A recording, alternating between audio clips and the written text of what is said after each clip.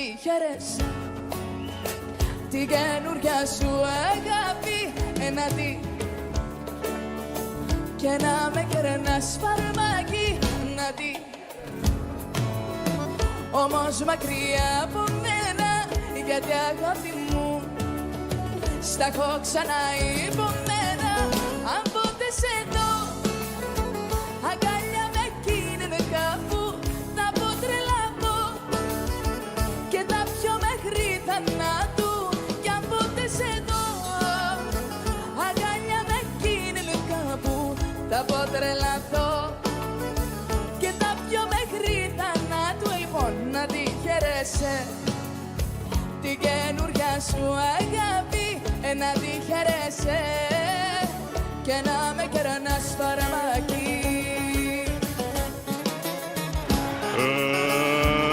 Let's get ready to rumble!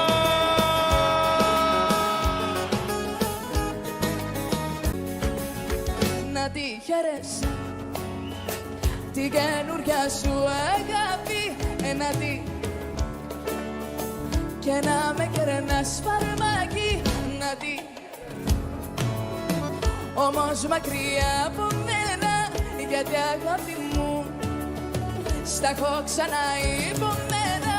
Αν ποτέ σε δω αγκάλια με εκείνη κάπου, θα πω τρελαθώ και τα πιο μέχρι θανάτου. Κι αν ποτέ σε δω αγκάλια με εκείνη κάπου, θα πω τρελαθώ.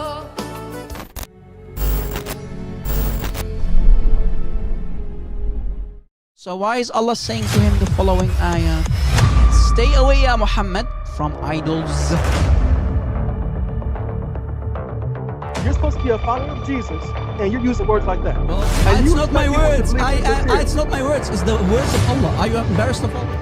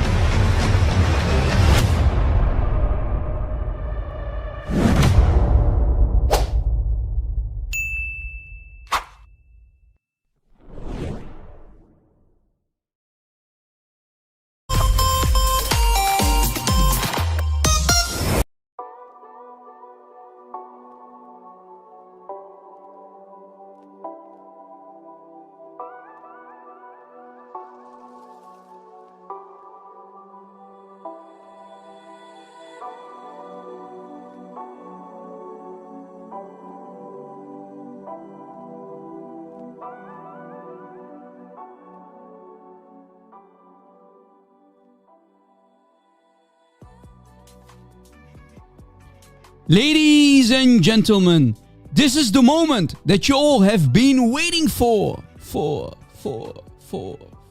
It's time! You're listening to the live broadcast of your friendly neighbor, Stream Doctor, and Christian polemicist. The warrior for Christ, an enemy of Allah and his messenger.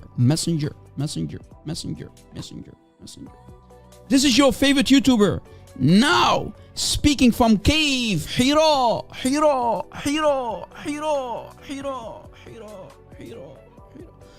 Rob Christian.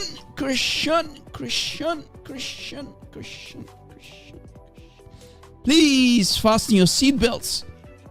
We are alive, baby. We are back, baby. Let's go. Welcome, guys. God bless you. Nice to see you. Hello. I hope everybody is doing great. Thank you for being here. I hope that my sound is loud and clear. Matter of fact, let me ask you, is the sound good, guys? Welcome. God bless. We just started. Man, I'm hyped for today's live stream. It has been way too long. God bless you, guys. Hopefully today we will have some Muslims. As you see in the title, the live stream topic is, do the Muslims worship Muhammad? And Muslims can call us live on air. I will open Skype soon. Let me first say hello to our friends here. Let us start with the admins. XYZ, how are you, brother? God bless you. Nice to see you. Juliet Abraham, how are you, dear sister in the Lord? God bless you. Nice to see you. I hope you are okay, healthy and well. Mo was 51, Aisha was 6. That's true. Nice to see you too as well, brother. God bless you. EMB Maxim in the house. How are you, brother? God bless you. Not sure if there are more. Yes, there are more admins. Awa, Sister Awa, nice to see you. Sister Carolina, God bless you. Guys, I saw Sister Carolina asking you to pray for our brothers and sisters in Christ in Pakistan, because the Christians in Pakistan are really going through a rough time. They are, as we are speaking, guys, they are literally destroying churches of our brothers and sisters in Christ. Pray for the Christians out there. Guys, is my sound loud and clear? I hope that the live stream is still okay. I'm getting errors here. I'm not sure why. I hope everything is okay. How are you, St. Louis? God bless you. Nice to see you. Give me one, please, to make sure that the sound is clear. Do we have more admins with us? Not sure. Oh, we have OT Genesis in the house. Long time no see, brother. God bless you. All right. Okay. Everything is fine. Thank you guys for the confirmation. Yeah, I'm not sure. It's a live stream. Everything can happen. So play also for the live stream, guys, that everything will go smoothly today. We know that the demons are always attacking the live streams the moment we speak against this evil cult of Satan. This cult that needs to always use violence, try to silence everybody who criticizes it. And don't forget, if you criticize Muhammad, because today's topic is about Muhammad, if you criticize Muhammad in any way, shape or form, Muslims are allowed to unalive you, to cut off your head, even if you repent, even if you say, sorry, I did not mean it, I want to repent, forgive me, Muslims are still allowed to kill you. Can you imagine? And this is the mercy of Islam. That's what they call the mercy of Islam. Try to convince me that these savages don't worship Muhammad. You are allowed to insult Allah, and if you repent, you'll be forgiven. But the moment you insult Muhammad, because remember, he's the real God of Islam, not Allah, his sock puppet, Muslims will unalive you. They will take your head.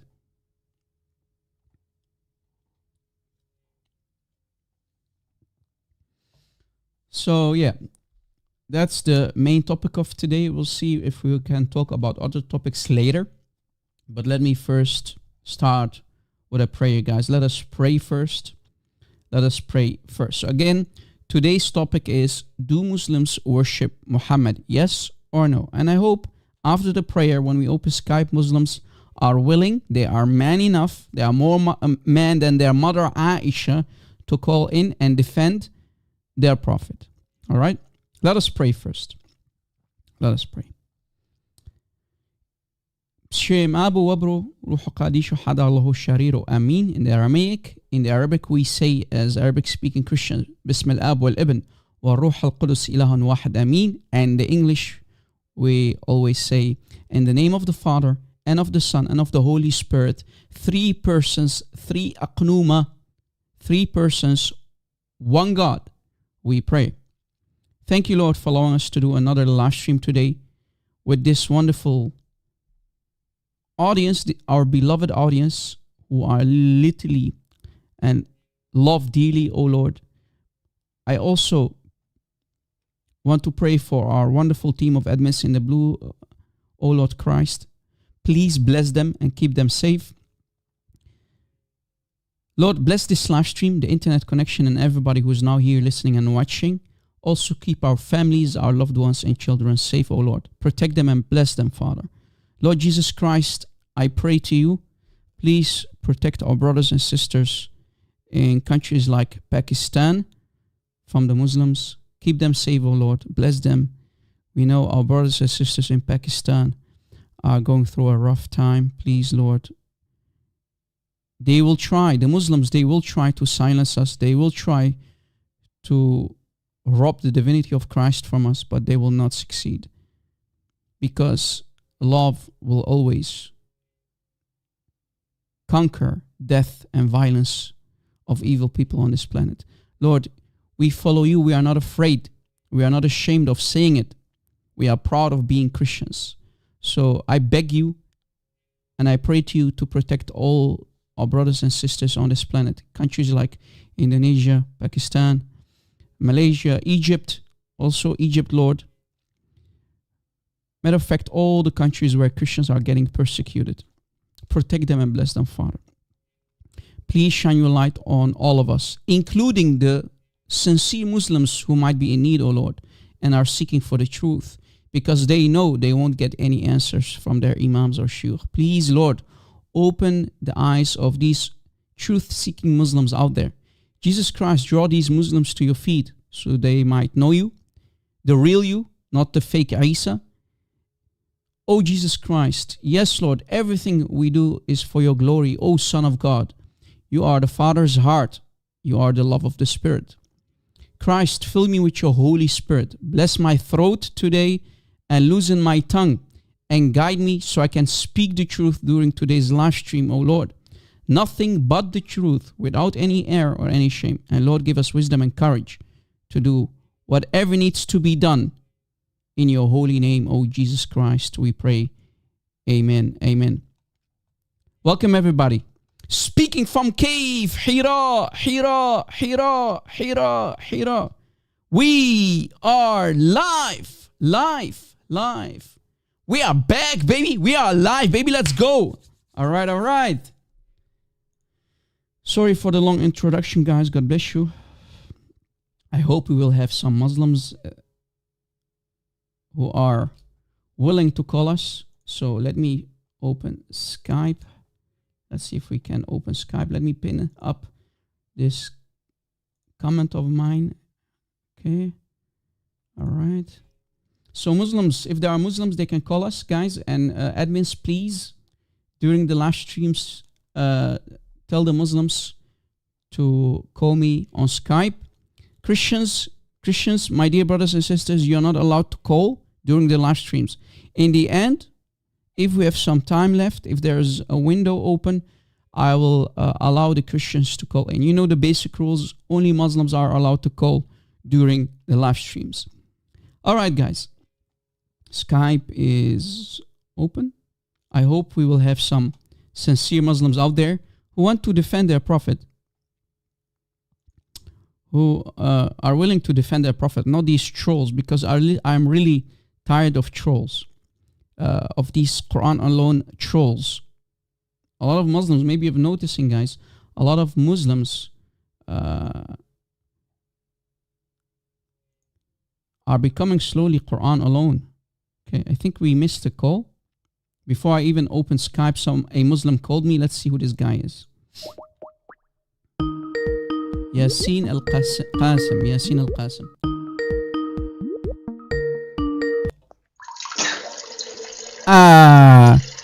He's already flushing the toilet on his prophet. You see, guys? He's already flushing the toilet on his prophet. Good job, bro. Keep creating new accounts. Let's see how many accounts you're going to create today. These are the Quran alone Muslims, by the way, guys. Ultimate Fart and his boyfriends. They always call on our live streams because they have nothing to say. They think they can shut us down by doing that. Really? You have no idea, bro. You have no idea. Keep showing us the true face of Islam. If this is what Islam is left with, then truly Islam is doomed. And I like it whenever you open your microphone, you flush the toilet on the face of Muhammad. Yeah. And of course on the Quran as well, because, I mean, you have nothing to say. It's embarrassing, man. This is embarrassing. Emotional damage. All right. Let's see if there's another Muslim who is willing to defend or act like a demon as he is, right? Because they know everything we say, we can prove it. So let's see if there's going to be a Muslim today. Do Muslims really worship Muhammad, or is this a lie from Rob Christian? Am I lying? Am I lying? I don't know. Hey, Epi Frenzy, nice to see you. Not sure if I forgot your name. Dragon Deniers, maybe you guys just joined. Welcome. All of you guys. Sonic D, nice to see you. Just Janice, all of you guys. Please, if I don't mention your name, that does not mean I'm forgetting about you guys. All of you brothers and sisters, welcome. And of course, also the new subscribers. We have often new subscribers who join. Sarah, Billy, Mendeley, the regulars. Nice to see you. All right, guys. Today's live stream, Muslims worship Muhammad. We know when Muslims pray during an act of worship, because prayer in Islam is an act of worship. It's not only communicating, but it's an act of worship. As you see on the screen, we have here an imam explaining. During part of the prayer, guys, because remember, Muslims pray 5 times a day. During part of the prayer, they say, Assalamu alayka, ayyuhan nabiyyu, wa rahmatullahi wa barakatuh. Meaning, during the prayer, Muslims say, and they directly communicate and talk to Muhammad, and they say, and I quote, peace be upon you, O Prophet. Did you catch it? So Muslims, while praying during an act of worship, they are literally worshipping Muhammad, and they talk to a dead man. They talk and communicate to Muhammad. They talk to Muhammad during prayer. Yet they want to convince us they only worship Allah. So guys, the word Tawheed, and I'm going to mention it again soon. The word Tawheed does not mean oneness. Stop allowing Muslims to deceive you guys, my dear brothers and sisters. The word Tawheed does not mean oneness. It means unification. So they unify at least Muhammad and Allah. And we know that they also love to smooch and lick the black stone. The Kaaba itself, they bow down towards the Kaaba while it's empty. The term Tawheed only and only means unification.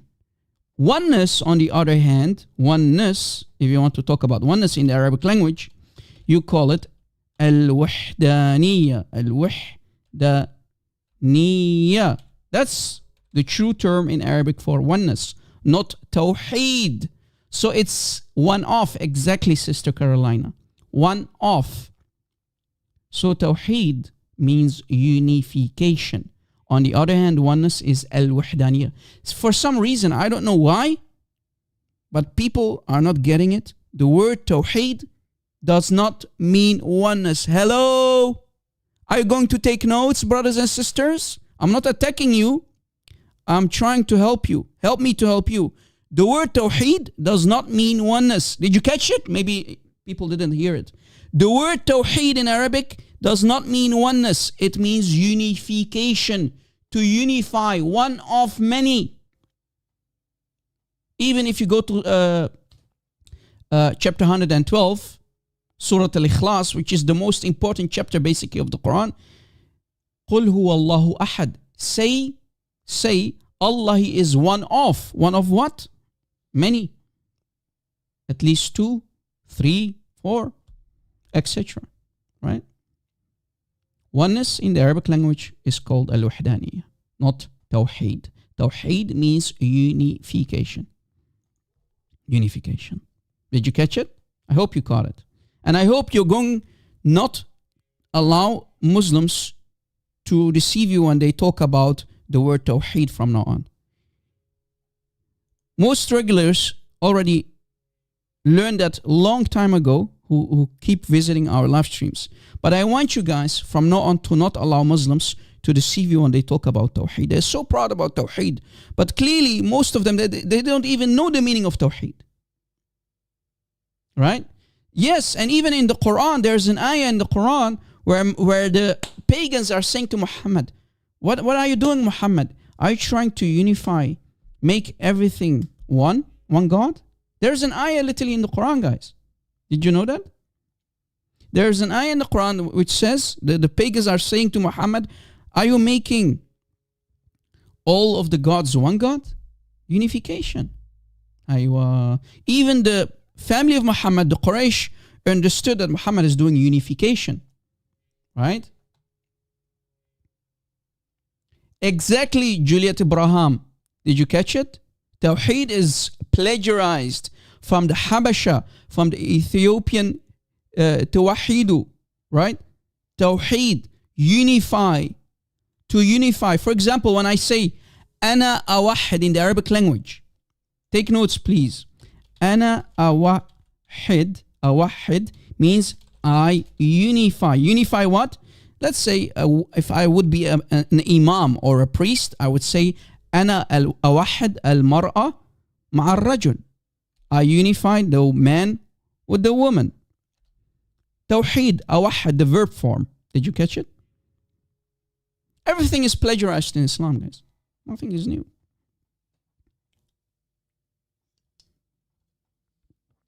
Yes, Juliet Ibrahim, God bless you.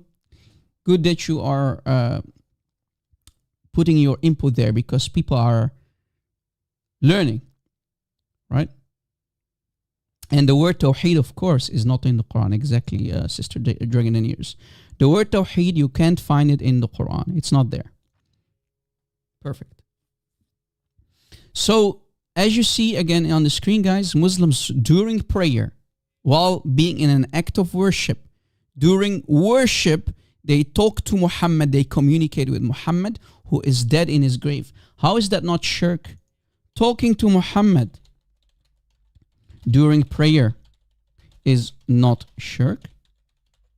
Lol. Emotional damage.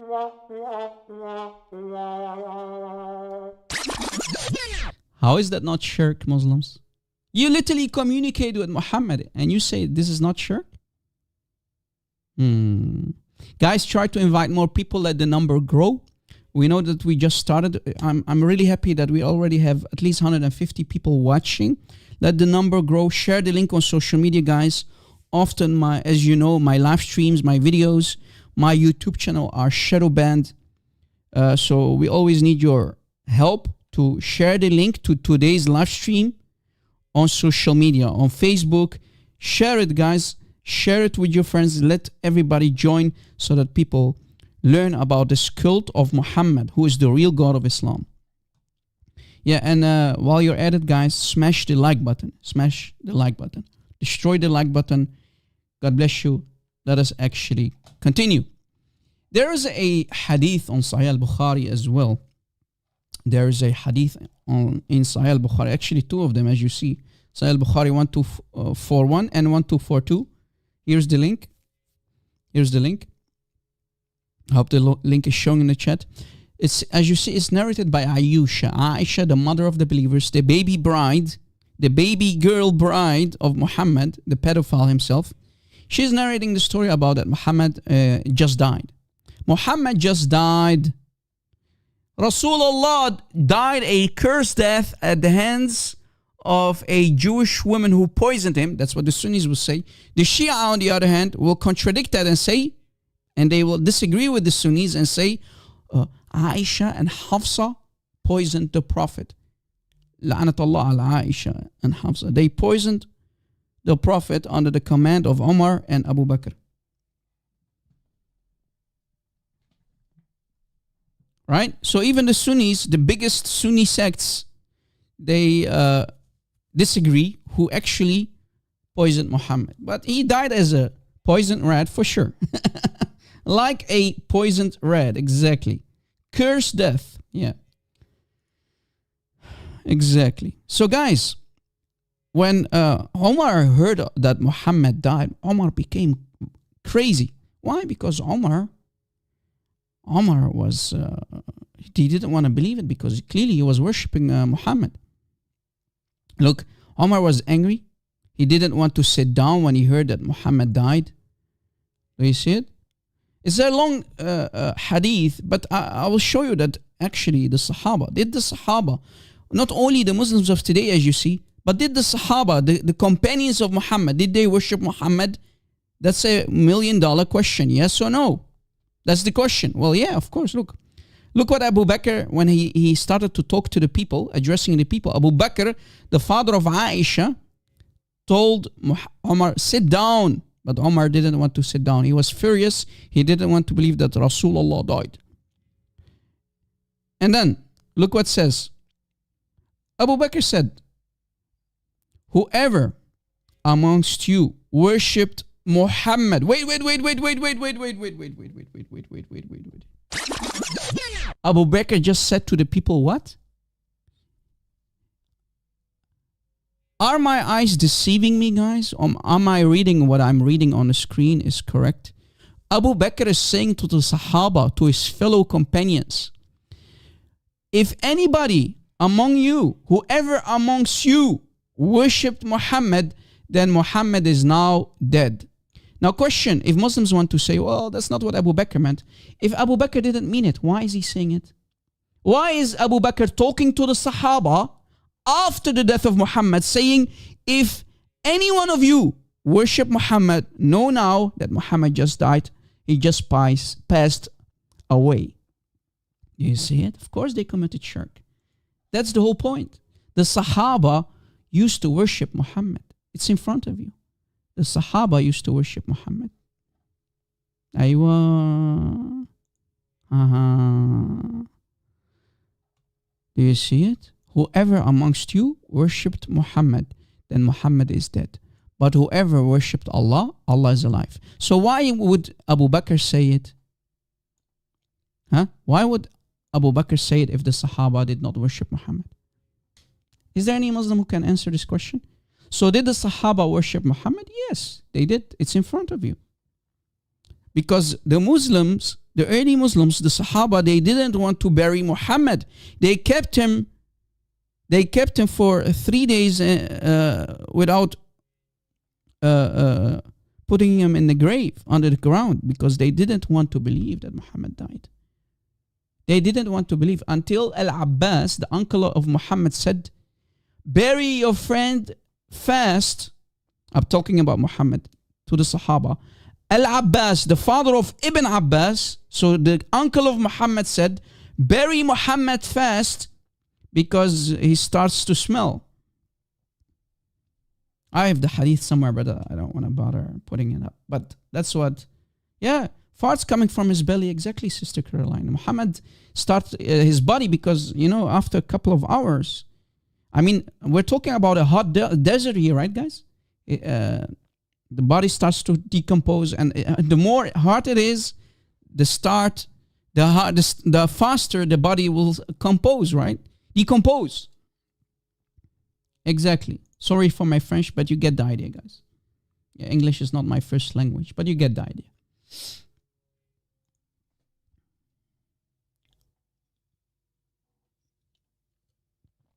Exactly, Limitless, because the Muslims used to believe, the Christians, they believed that Jesus died, but he resurrected on the third day. So the Muslims were hoping, because they were praising Muhammad, they were worshipping Muhammad, they also wanted to believe that Muhammad will somehow resurrect or something, right?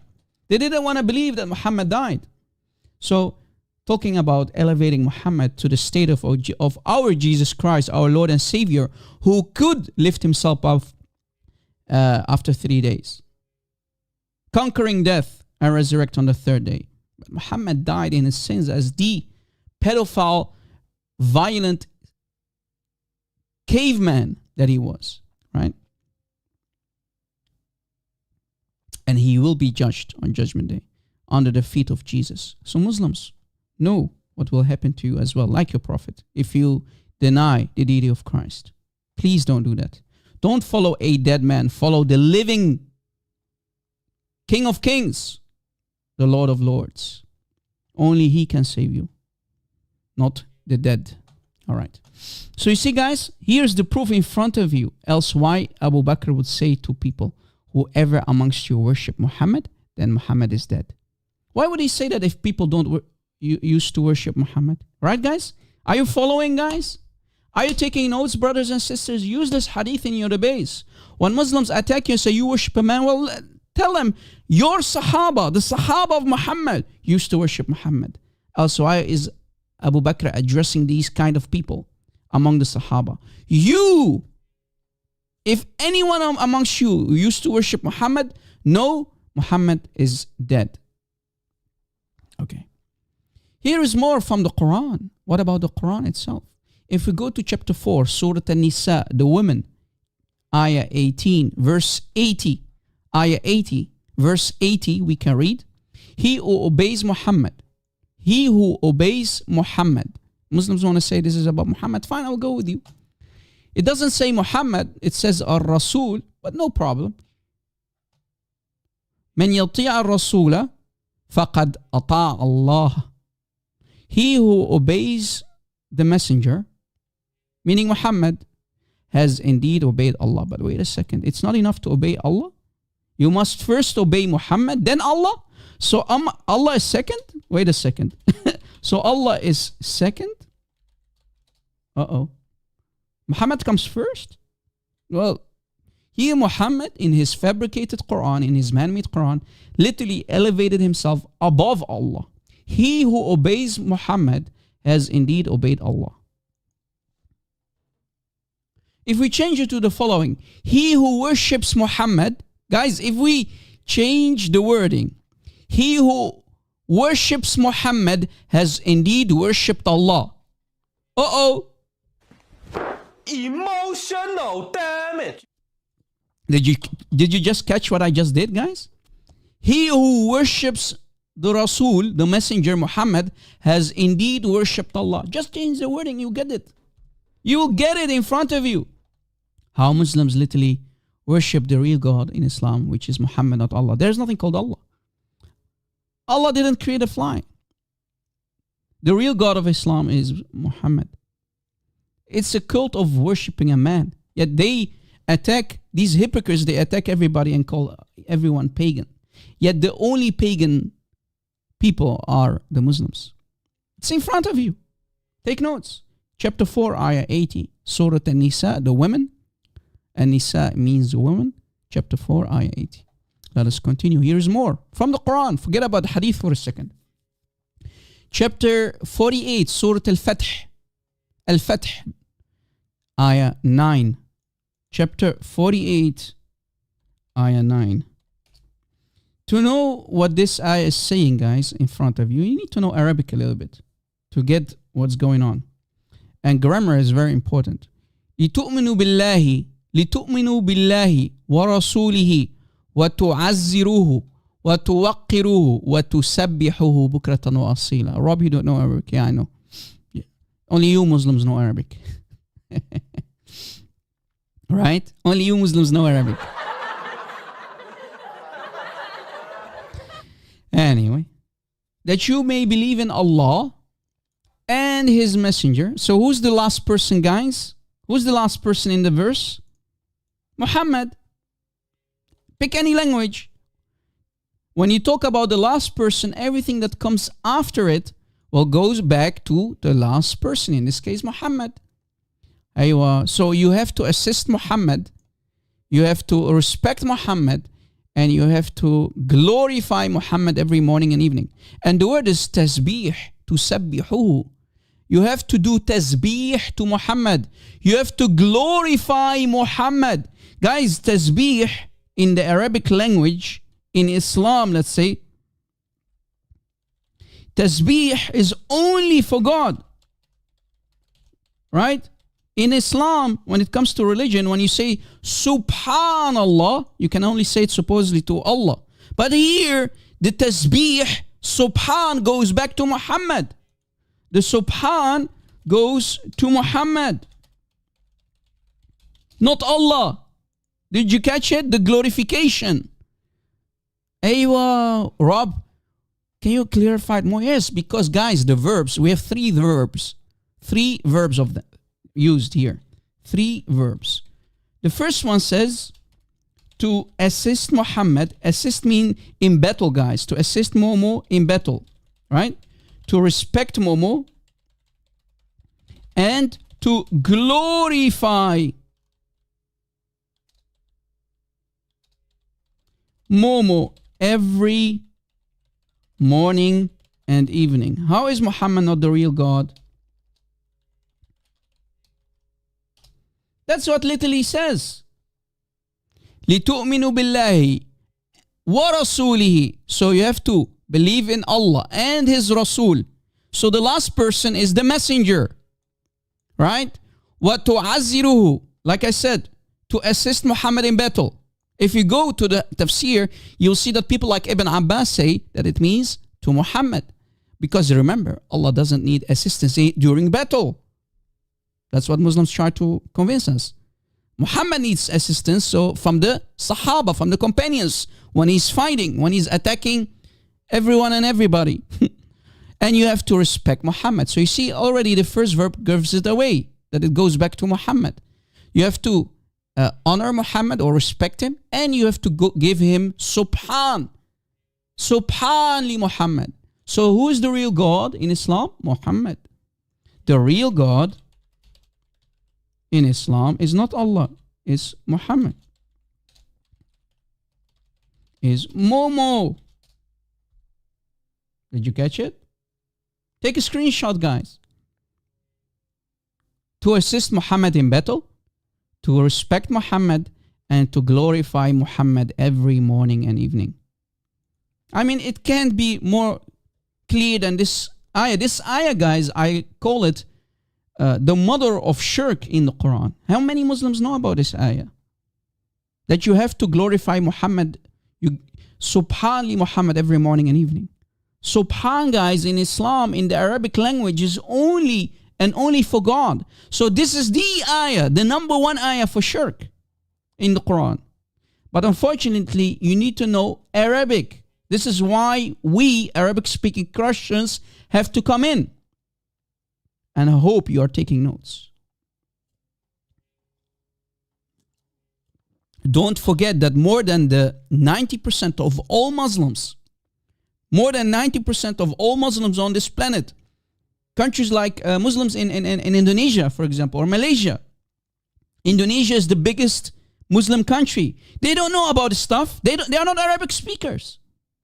Al-Fath means when you conquer something, you know. The victory, do you see it? Victory. They call it Fath. It literally means opening a country, meaning to conquer a country. Did you catch it? Everything in Islam is about violence and conquer, and murder and killing. Right? Of course, Muslims are literally victims, Sister Carolina. God bless you.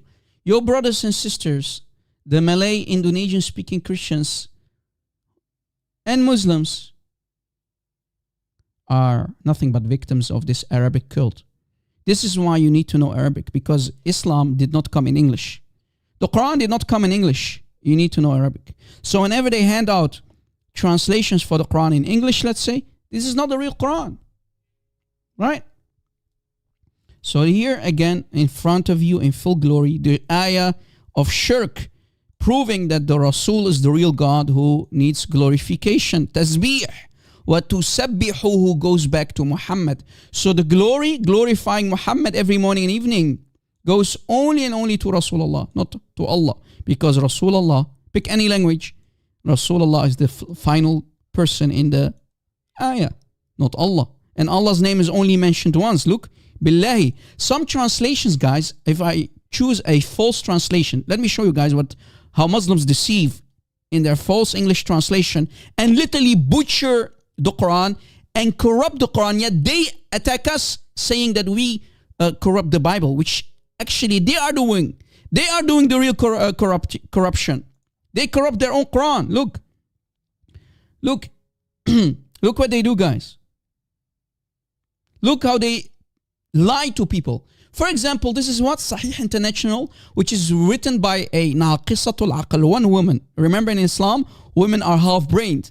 They made this Sahih International the most popular translation for English, which is literally written by a convert to Islam, a Muslim woman who became a woman who became a Muslim, right? Imagine. So they follow a woman, which is not allowed actually in Islam. But anyway, so guys, what do? Look, they added Allah's name twice. Look. Do you see it? Twice. Filthy liars.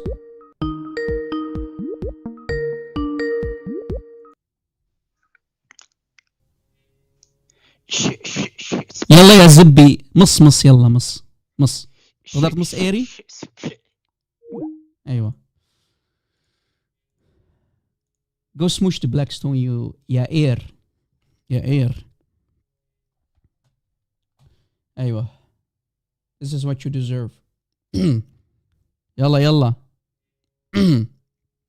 Yeah, pathetic, of course. They have nothing to say, guys. They know what I'm saying is the truth. Yeah.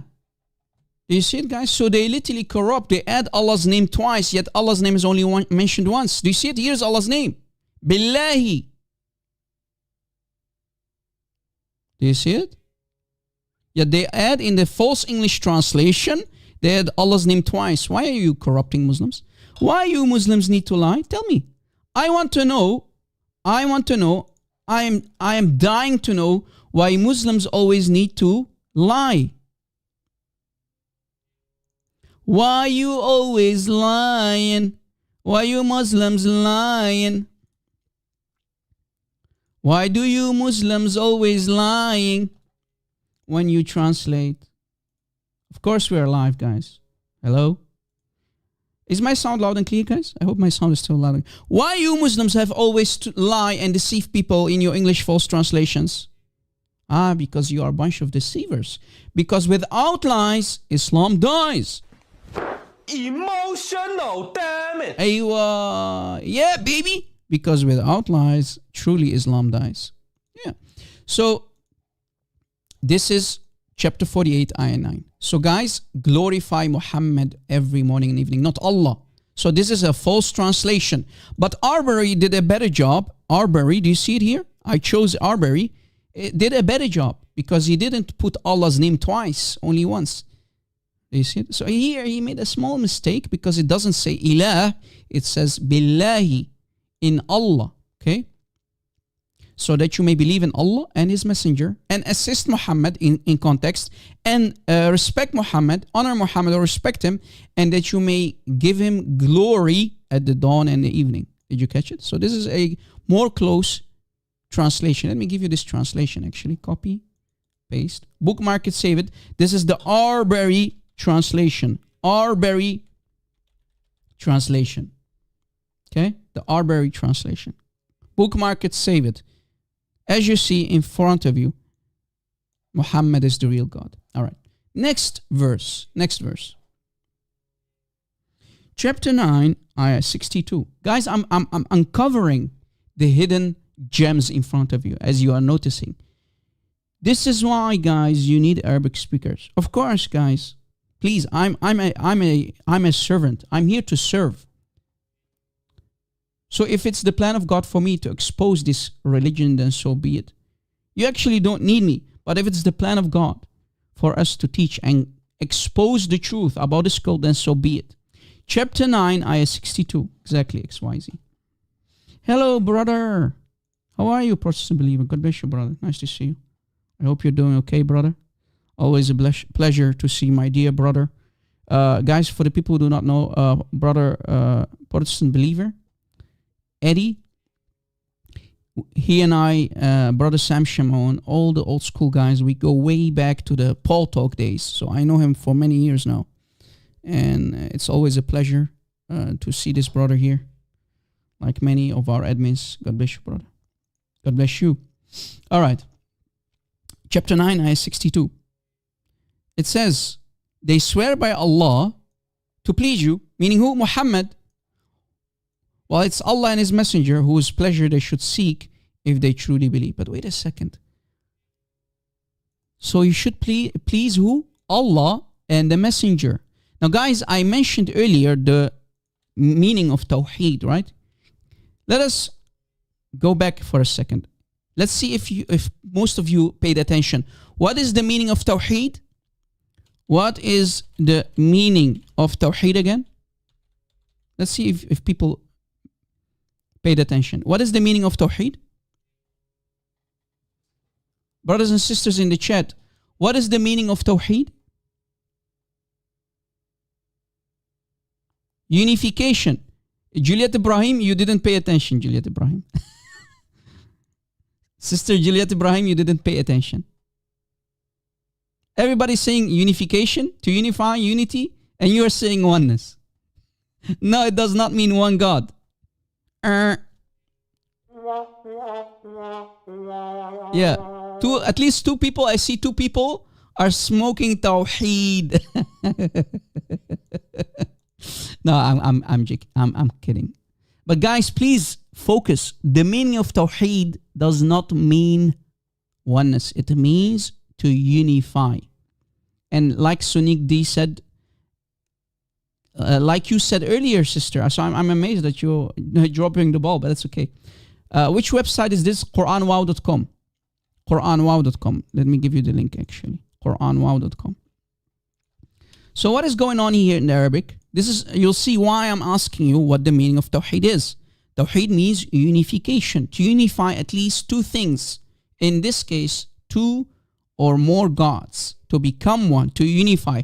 Like in the Shema Israel, right? The Lord is Echad, the compound unity. Lord, Lord, Lord. The Father, the Son, and the Holy Spirit, Echad. Did you catch it? Literally, Ahad is stolen from Echad, from the Hebrew, Aramaic. So, we have unity, we have a unification. Now, guys, we have to go back to the Arabic for this ayah again. Why, Rob? Because look what it says here. To clarify it, let me put some stuff on the screen, guys, for you. As I mentioned, and as I asked you, what is the meaning of Tawheed? It means unification. So in this case, Allah and Muhammad. Why? Look, here as you see, Allah and Muhammad are mentioned together. Plural. We have Allah and we have Muhammad, right? So it's talking about Allah wa ar-Rasul, right? And the word wahid is one, but Tawheed is not one, okay? Allah and Muhammad are mentioned together. So we have two people. Plurality, right? Plurality. Plural. But here the ayah continues with singular. The ayah, the pleasing, is in singular form. So the pleasing you is in singular form. Did you catch it? But here we're talking about Allah and Muhammad. Now we have two options, guys. Listen carefully. We have two options. I know this could be a little bit academic, but I'm trying to make it as clear as possible for everybody. So what's going on is, literally the ayah is trying to say that Allah and Muhammad are one. Together they are one. Unification. Why, Rob? Because you have to please one in singular. Look. This is what I'm trying to say to you guys. Either we have a grammar mistake. Listen carefully. Option A is we have a grammar mistake. Muslims, you can pick your cherries. In this ayah, Allah doesn't know the difference between singular and plural because he's talking about two people, yet he's later on in the sentence plural. Later on, guys, so option A is we have a grammar mistake. Allah is failing the grammar because first he's talking about two people, and here he's using the plural form, liyardukum, to please you, in plural form. Here, this word here, in front of Allah and the Rasul, right? Yet he continues with the singular form. Yurduhu. Allah should have not used this word here on the right. He should have said yurduhuma. Plural form of yarduhu. Right? So the ayah should have said ahaqqu an yarduhuma, not yarduhu. So the mistake is here in this word here. To please you, Allah used the singular form. He should have used the plural form of the word pleasing you. Pleasing you. So if you are dependent on the English translation, like any Jahil Muslim on this planet, and you're among the 90% of all Muslims who don't speak the Arabic language, you don't have any idea about the shirk. Right, guys? Did you catch it? So either way, like I said, A, we have a grammar mistake. Muslims have to admit that there is a grammar mistake. Choose your cherries. Or B, we have Tawheed. B, we have unification of, so a unity of Allah plus Muhammad being one God. So do you understand, guys, what's going on? Are you getting it, guys? A, grammar mistake, or I'm giving the Muslims the chance to pick their cherries. Are you going to for option A or B? Or option B, we have unification of Allah and Muhammad being one God, which is of course shirk. Exactly, brother, Protestant believer Eddie. Exactly, Ed. Rob, Christian is destroying your deen. I don't need even to lift a finger. I don't need even to lift a finger to destroy this man-made cult. Here, Muhammad again showed his colors. He elevated himself again, showing that he is together with Allah, his sock puppet. They are one. So do you understand, guys, now the meaning of Tawheed? It means unification in front of you. But you need to know Arabic again to uncover these hidden gems. Do you see it? How many people know about these ayahs? Chapter 48, ayah 9. Chapter 9, ayah 62.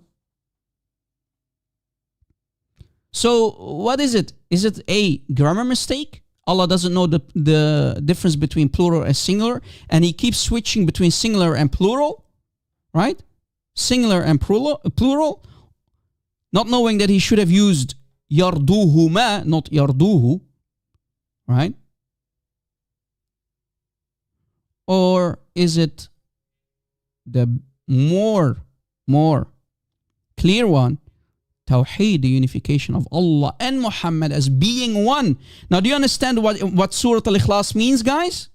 Back to back, Surah Al-Ikhlas 112, verse 1. قُلْ هُوَ اللَّهُ أَحَدٌ. Say, Allah, He is one of. One of what? Allahu Alam. Well, clearly one of many gods. Clearly one of many gods. So do you understand how clear it becomes, guys, when you read actually the Quran in context? Muhammad made himself equal to Allah. So together they are one. One of. So Muhammad is one of, Allah is one of many gods in Islam.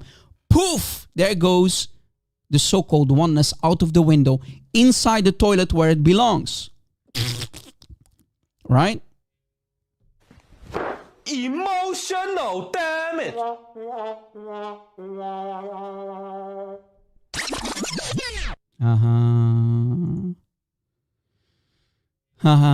Do you understand, guys, why I keep bringing up the real meaning of Tawheed, which is mean unification, and not oneness, as they always have lied to us and tried to deceive everybody? Muslims love to bring up the meaning of oneness, yet they don't know the meaning, the real meaning behind Tawheed. Aywa. Exactly. You must be really stupid and dumb to convert to Islam, a religion that you don't know anything about. You don't know the Arabic language. You think that you know and understanding Islam, because Muslims always say, Islam is very easy to understand, guys. Islam is very easy. You have to only worship one God, that's it. Say your Shahada, become a Muslim, and get 4 women. And as many sex slaves as you want, and you can even sleep with babies. Like our Prophet did with Ayusha. And if she can't handle your penis, the 3-inch penis that you want to put inside her, because she is too young for you, wait a little bit until she can handle you. You can even do her before bleeding like Rasulullah did, brother. Yeah, brother, yeah. That's Islam. Emotional damage. Just say the Shahada and you are a Muslim. You don't need to even know the religion fully. Right? That's Islam, guys. Just say the Shahada. Repeat the Quran like an idiot, day in, day out. You can even try to memorize it, but don't ever try to understand it. There is no need for you to understand it. Leave the thinking for the imams. Right? Don't use logic. Don't use your brains. Right? What's the best English translation? The most closest one is the Osama Dakduk translation, to be honest with you. The Osama Dakduk translation called The Generous Quran, written by a Christian brother. His name is Osama Dakduk. Is there any Muslim who dares to call in, guys? Any Muslim? Skype is open. No missed calls yet. Skype is open, guys. Skype is open, look. Any Muslim? No, Ramadou Safir. Pickthall is the worst. Osama Dakduk, The Generous Quran. Pickthall is the worst. You're not helping.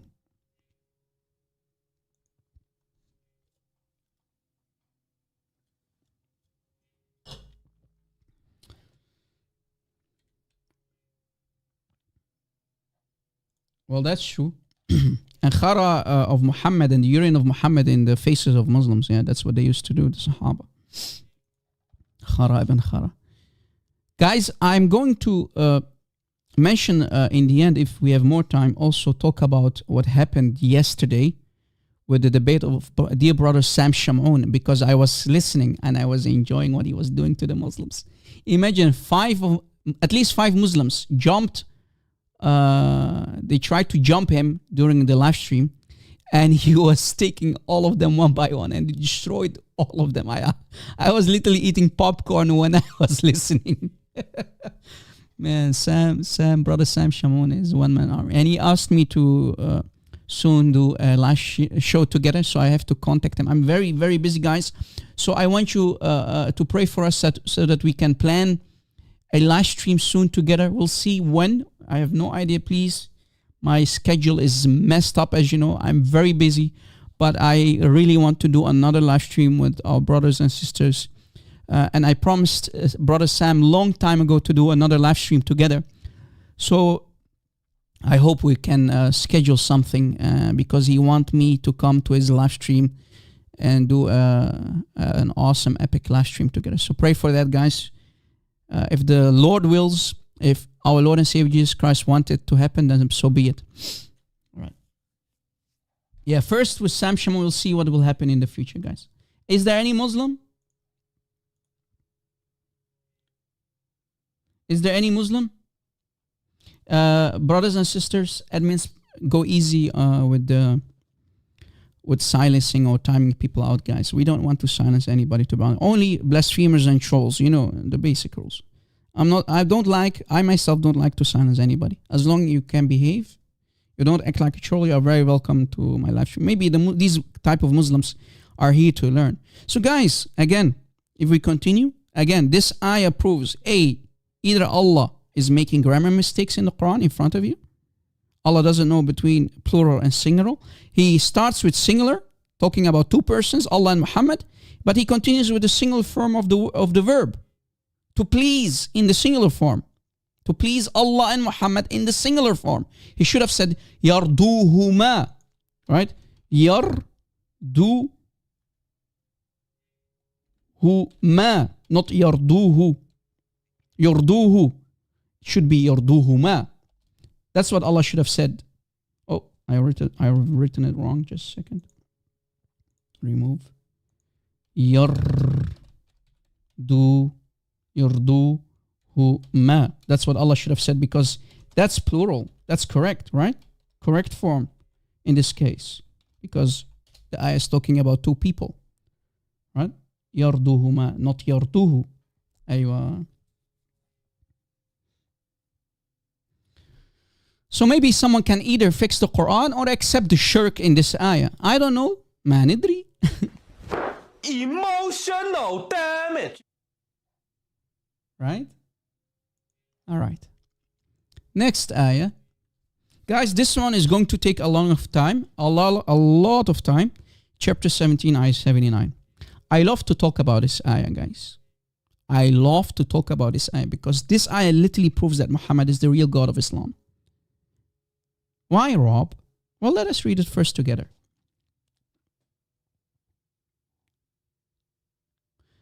Jamal Tota, I don't recommend you to do that because Allah is not our God. I rather use Rabbi my God, or Ya Ilahi, my Lord or my God, Ya Ilahi, Ya Rabbi, when I pray. You know, the literally the Islamic God was forced on us when they conquered our countries. You know that, right? Allah is not our God. I know a lot of Arabic speaking Christians do use the word Allah, but guys, like our Indonesian brothers and sisters as well, they call Allah a God, the Indonesian brothers and sisters, because also the Arabic language, some parts of the Arabic language, they also use Allah. They told me for God, right? For God. But that is a mistake, because the Arabic language, God, the generic word in the Arabic language, is not Allah, it should be Ilah. This is why I say to you, use Ya Ilahi, my God, or Ya Rabbi, my Lord. Rabb means Lord, Ilah means God. Ya Ilahi, oh my God, or Ya Rabbi, oh my Lord. All right. Did you catch it? So whenever a Muslim says to you, Allah is God of the Holy Bible, he's lying. He's committing shirk. It's pure blasphemy, because Allah is not God of the Bible. When Aramaic speakers like Brother Sam Shamoun or I, when we say Allah, which is the modern dialect of today, Allah, depends on your dialect. Brother Sam will say in his dialect, Aramaic dialect, he will say Allah. I will say Aloho, which means literally Elohim, like Elohim in the Hebrew, or El, right? Or El. In the old Aramaic was El, right, guys? Like Jesus on the cross said, Eli, Eli. Remember when Jesus on the cross said Eli, quoting the Psalms, right?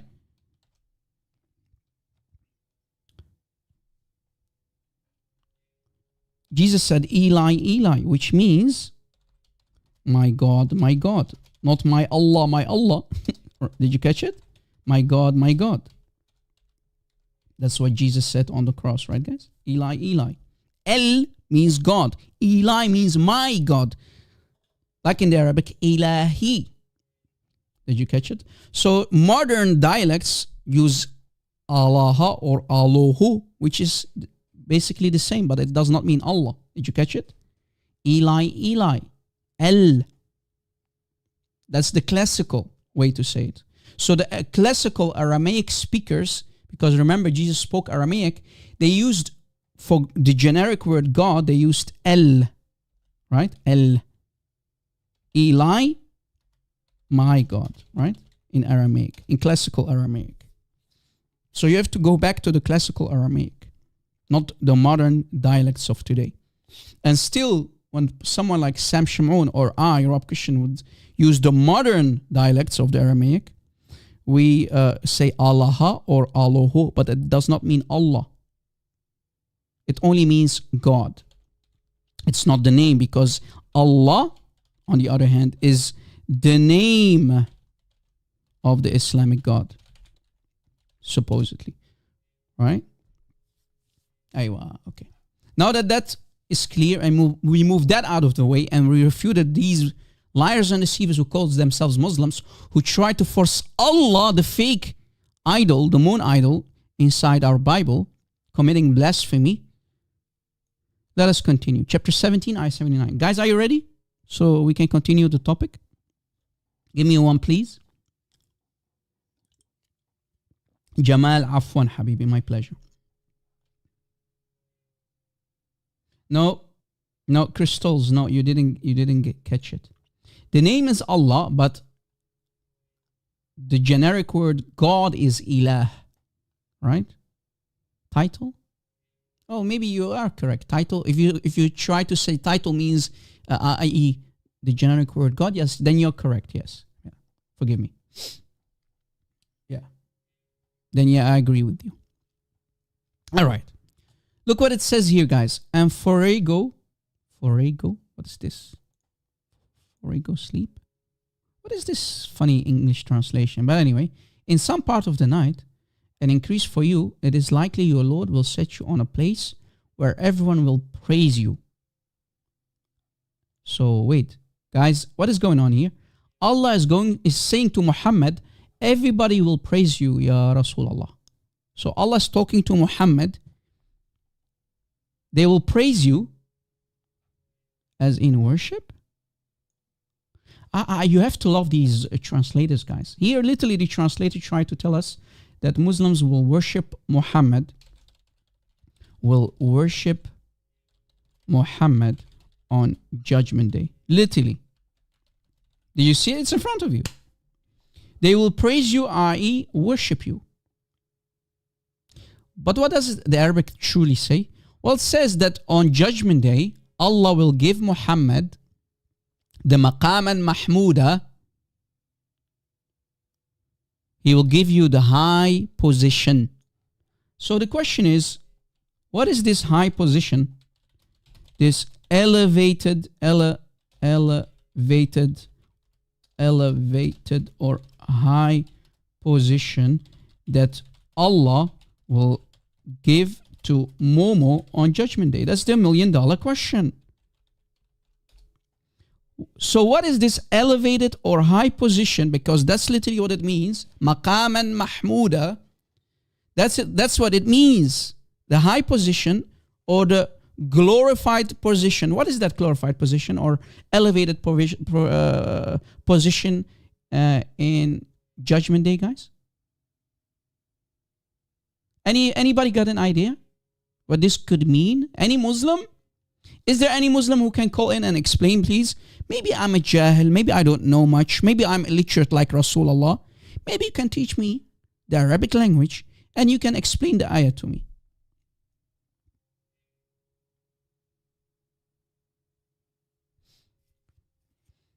Any Muslim? Rabb means Lord, brother.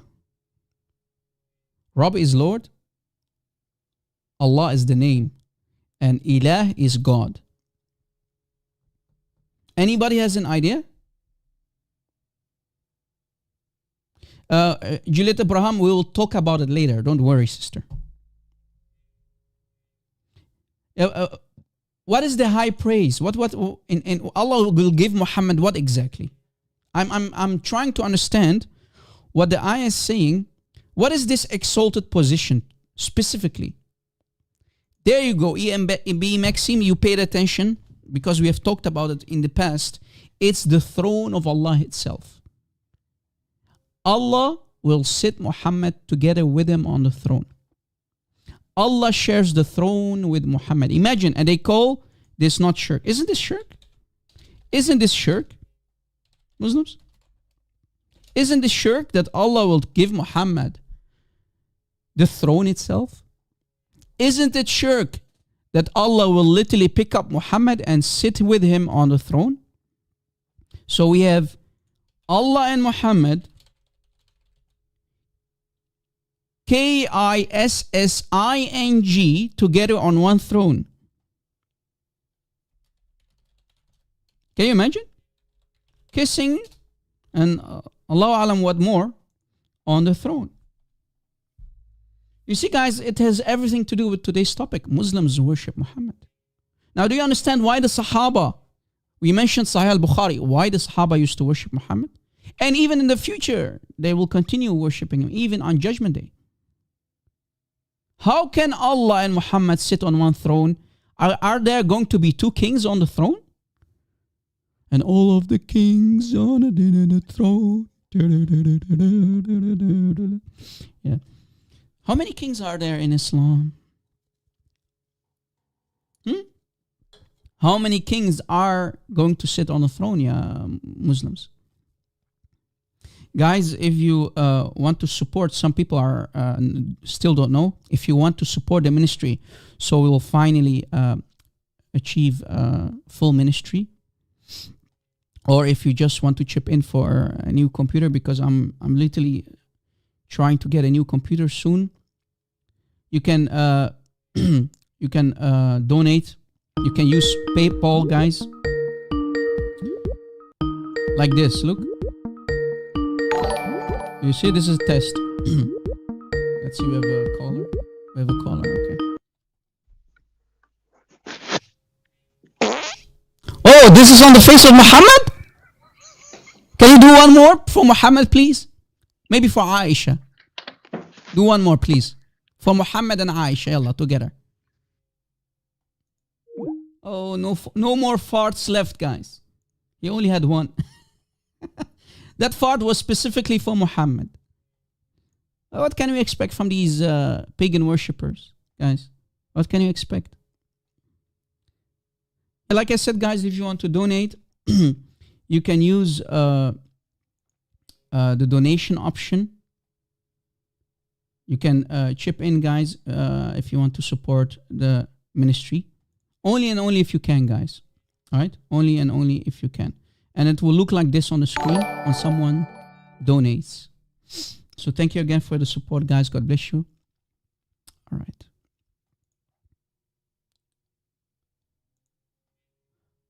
And here's the link if you want to do it, guys. God bless you. Thank you. All right. So let me prove, guys, that literally Allah will give the throne to Muhammad.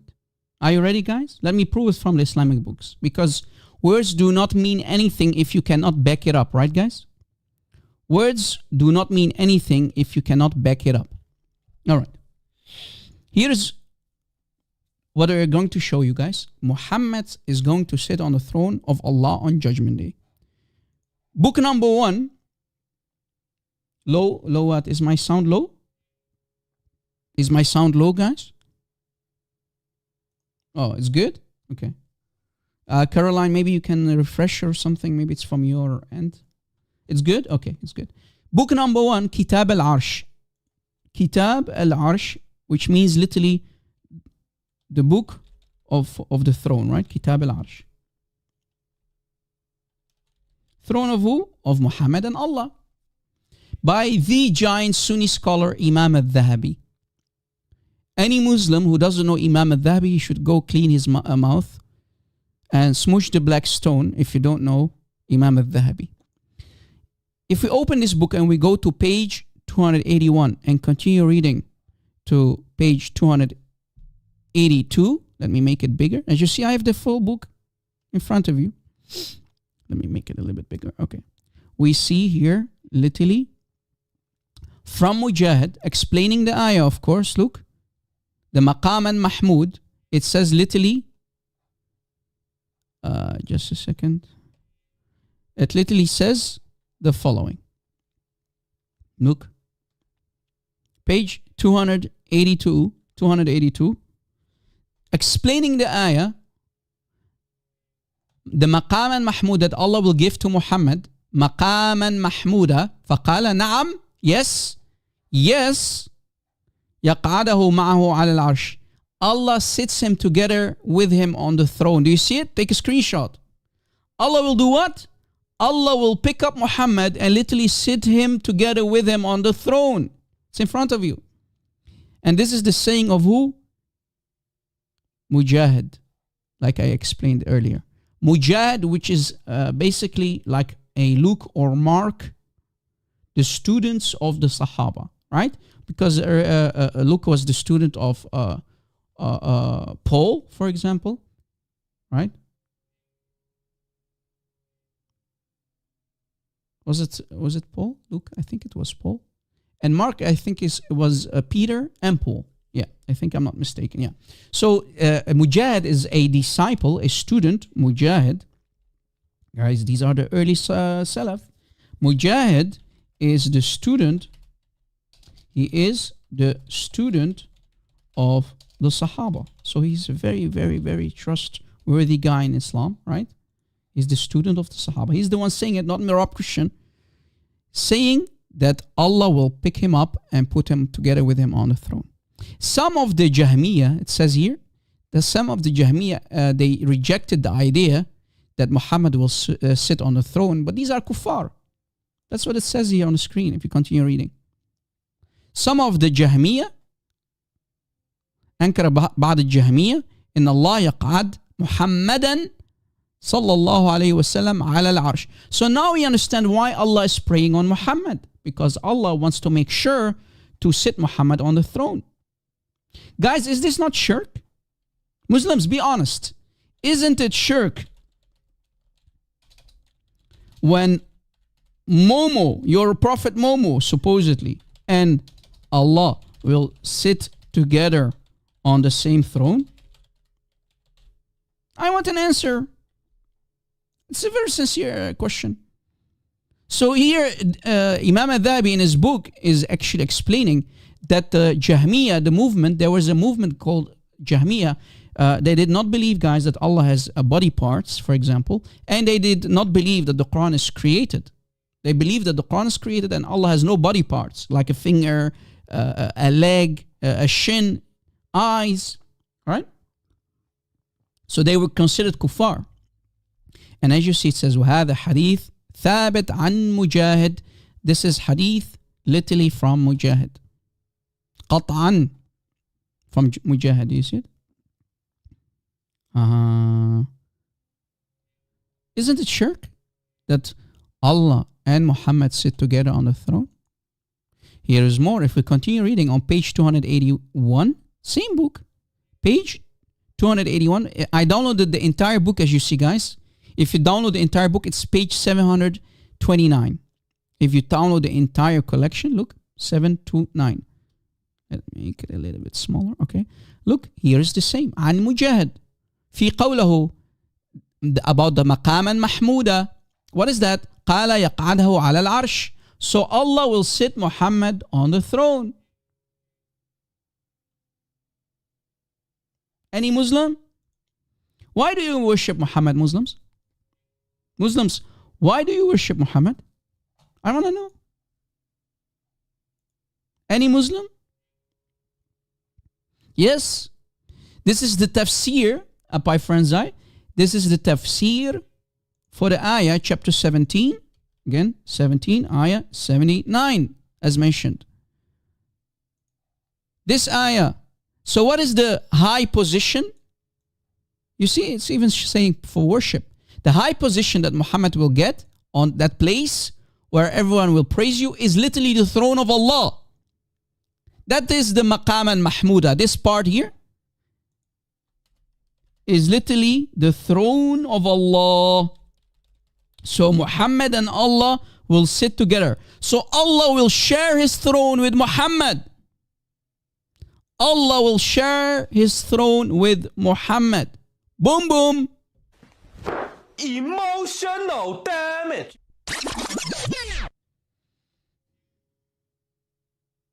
Exactly. How is this not shirk? How is this not blaspheming, Muslims? Allah sits Muhammad on the throne. قَالَ يَقْعَدَهُ عَلَى الْعَرْشِ. So this is the explanation of Mujahid, the successor, the student of the Sahaba himself.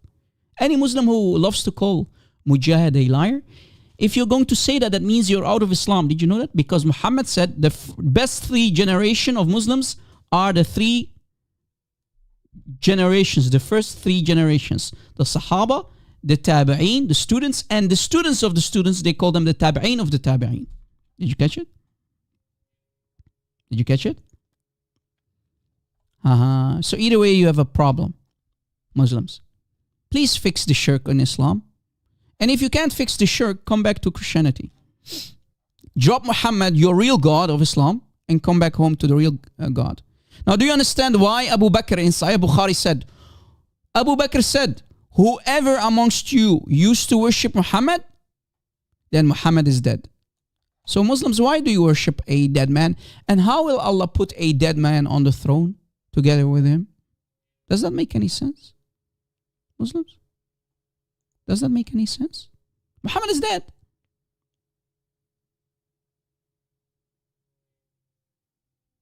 Why would Allah sit a dead man on his throne?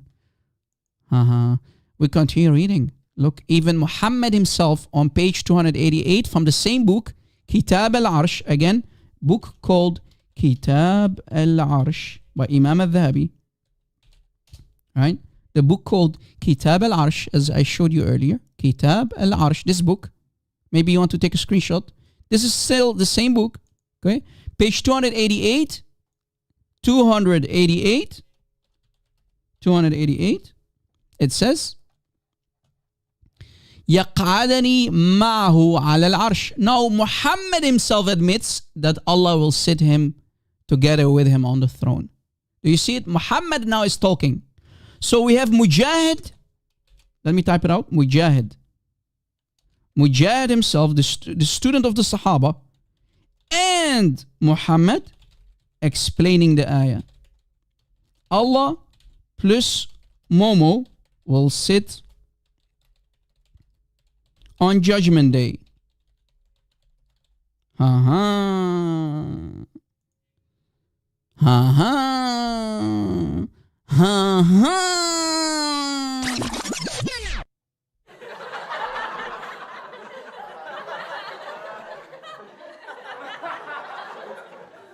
Aywa. Aywa. Now I understand what Islam is all about. Muhammad elevated himself to the equal station of Allah himself, to the same place of Allah himself on the throne. There you go. Do you see it? Train wreck. Exactly, brother Preston. Believe. I mean, if you see this in front of you, your imams always say only Allah is to be worshipped. Yet you see in front of us, from the Islamic books, explaining the ayah, chapter 79, 79 of the Quran, that Allah and Muhammad will sit together on the throne. That's the high position that Muhammad will get, the Maqam al-Mahmud. Right? Aywa, the high position, the place that everybody will praise and worship Muhammad. Even Muslims were kind enough in this translation, Ahmad Reza Khan, to tell us that it's for worship.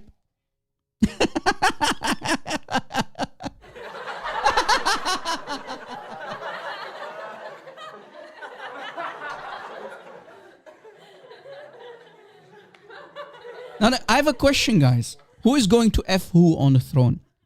And you will understand soon why I'm asking that. I mean, we have two men. Remember, Allah has a penis. So we have two men sitting on the same throne. Who is going to F who?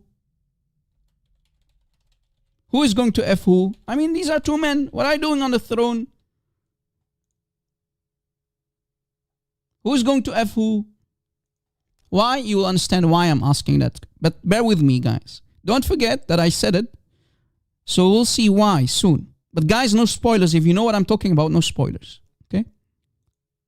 All right. Here is another book. Because I don't have just one book. I have countless numbers of books saying the same. Here is the book of Shaykh al-Islam, the teacher of Ibn Kathir himself. Shaykh al-Islam, the Shaykh of all Islam, Ibn Taymiyyah, volume 6.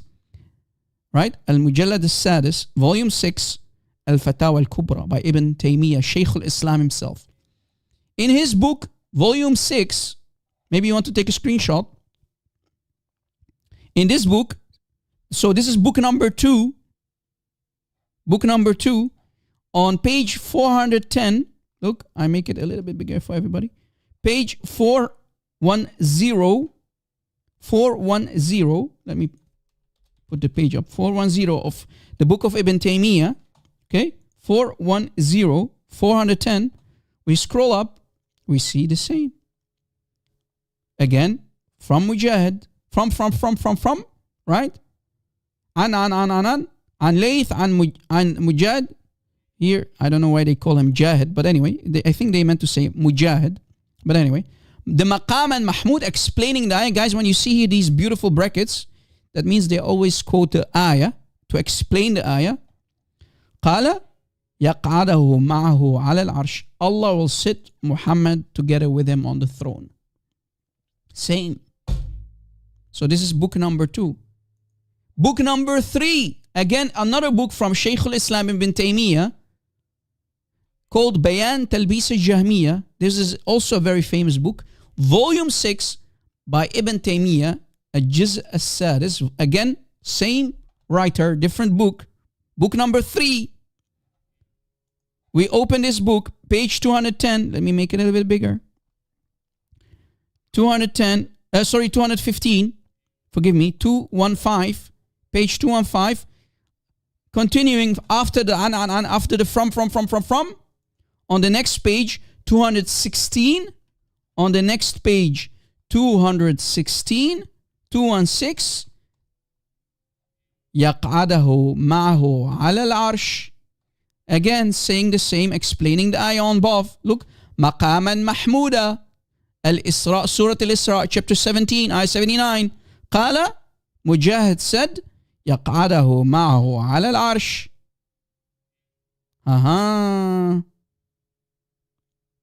Again, Allah will literally pick up Muhammad and put him on the same throne.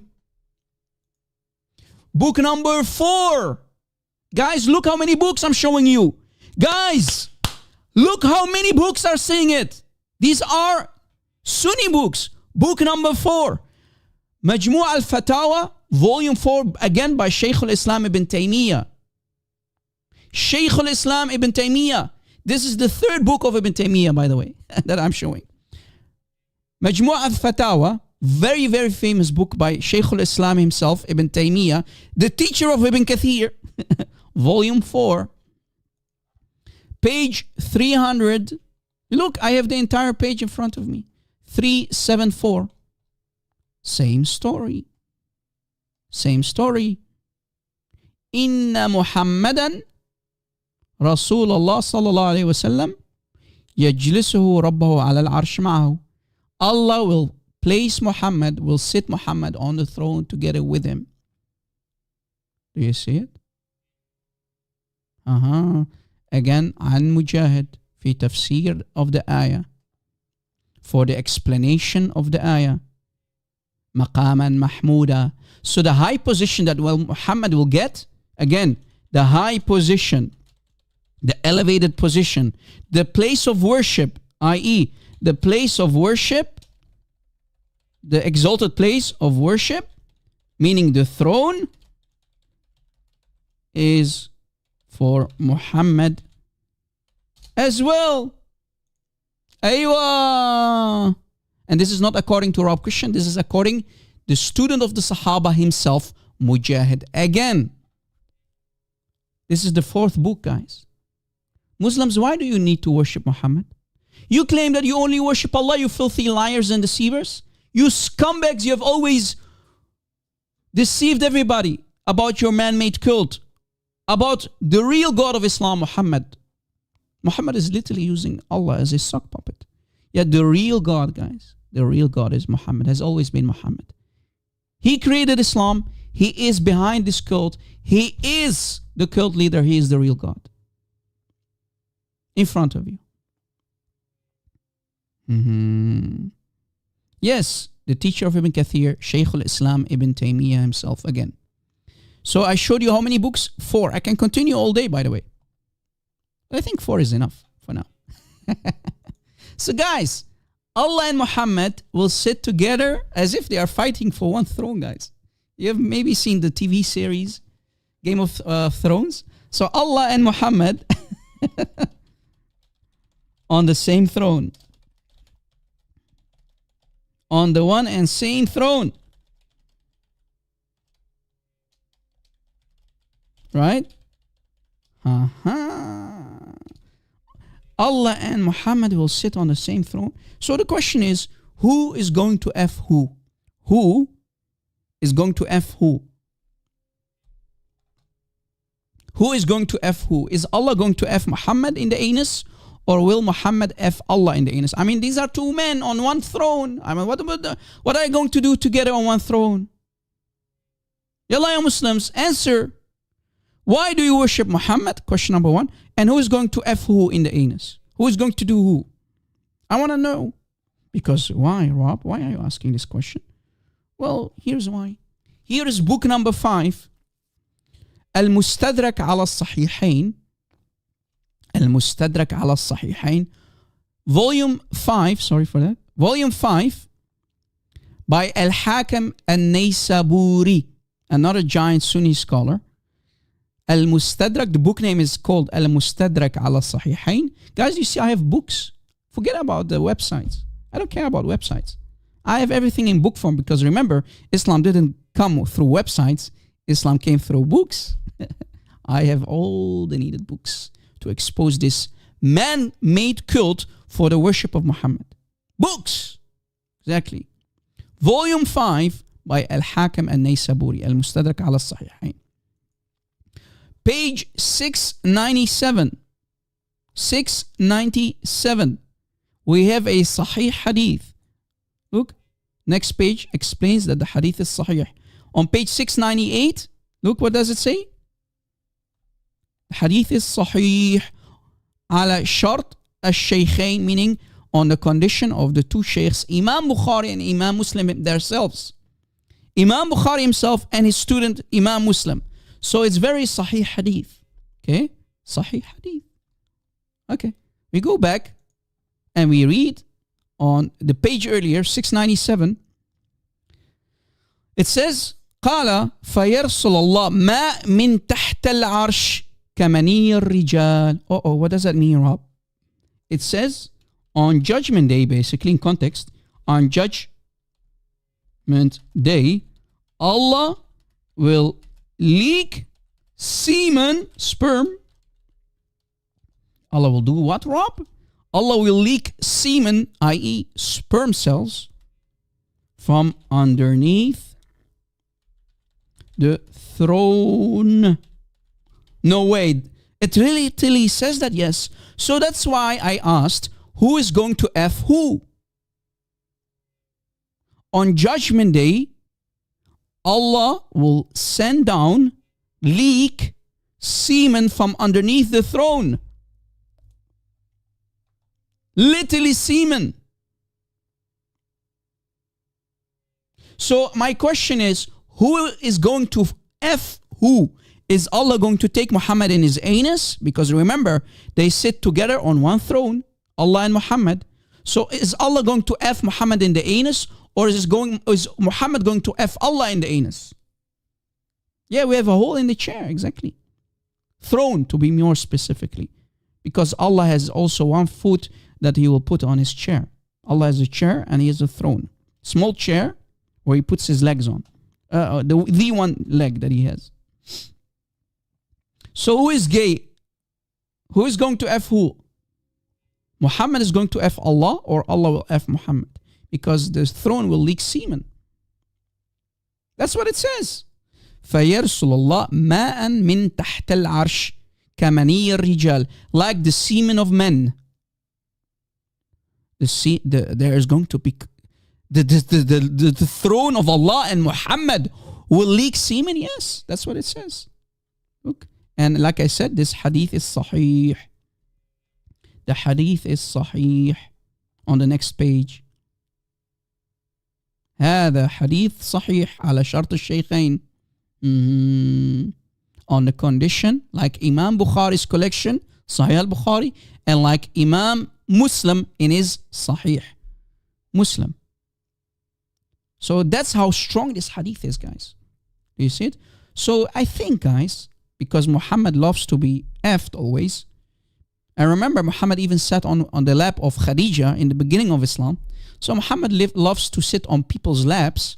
So I think Allah, we can safely say, Allah will F Muhammad in the anus. So how many people took Muhammad's anus? We have the Qawm al-Zut, remember? The black demons in Islam, the black jinn who came and violated Muhammad.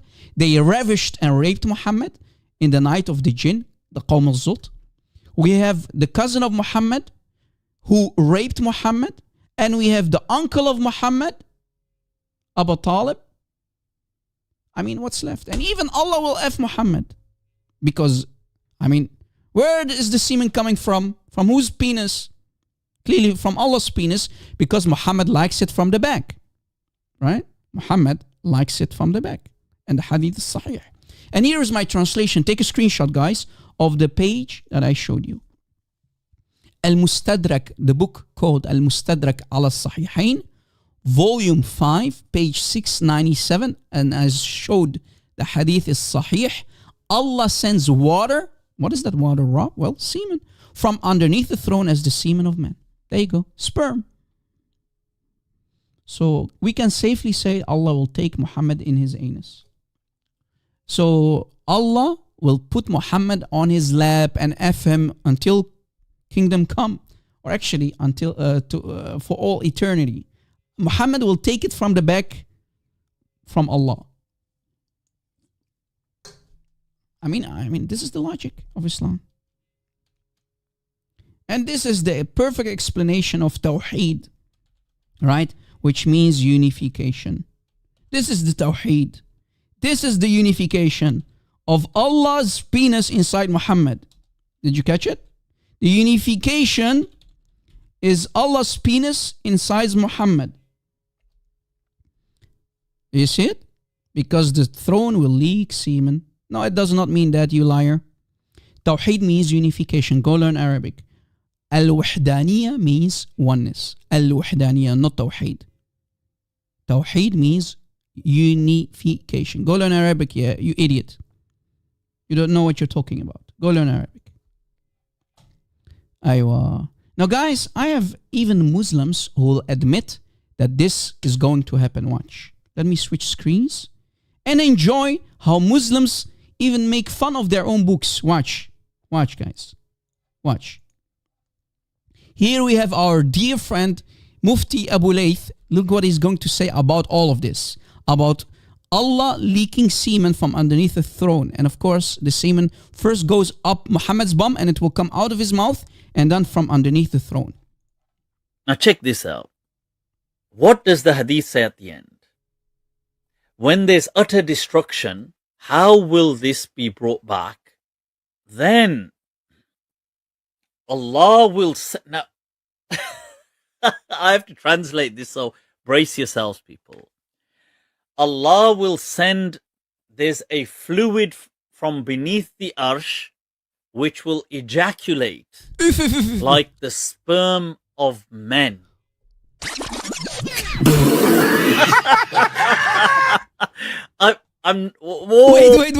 I need to repeat this part. Just a second, guys. Just a second. What again? Mufti Abu Layth did drop Christian line? Men. What? There's a fluid from beneath the arsh which will ejaculate like the sperm of men.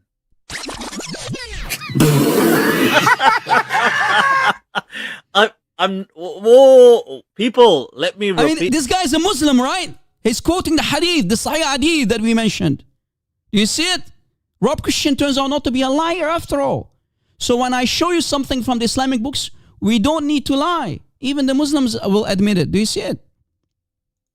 Of men. Semen of what? From beneath the arsh, which will ejaculate. Ejaculate. Like the sperm of men.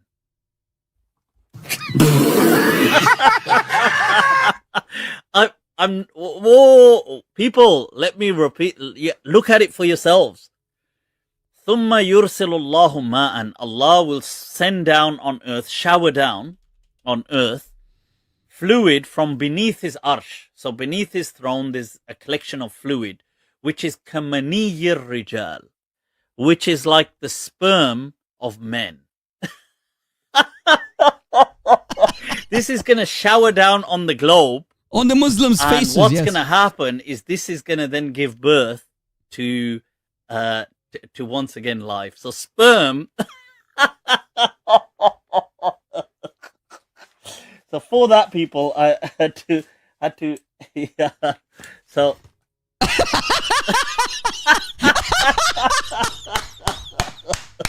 Unbelievable. Listen, Wait. Yeah. So take out your umbrellas, brothers. oh, यार ये Semen listen, leaking. यार ये क्या हो रहा है यार? What kind of games Careful, are? Mufti Abu Layth. Yeah, Allah will leak semen from the anus of Allah Muhammad. is going to send down a blizzard. A blizzard of semen. Sperm-like. Sorry. I mean, he's a Muslim. Guys, he's a Muslim. Imagine. And he's making fun of a Sahih Hadith. He knows it's Islam. Look. I can't. I mean, I have this on auto repeat now. Look. Yeah. So he's a mufti. Yeah.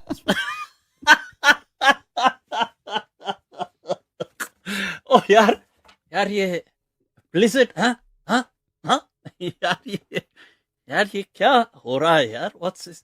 What kind of games are? So Allah is going to send down a blizzard of sperm-like,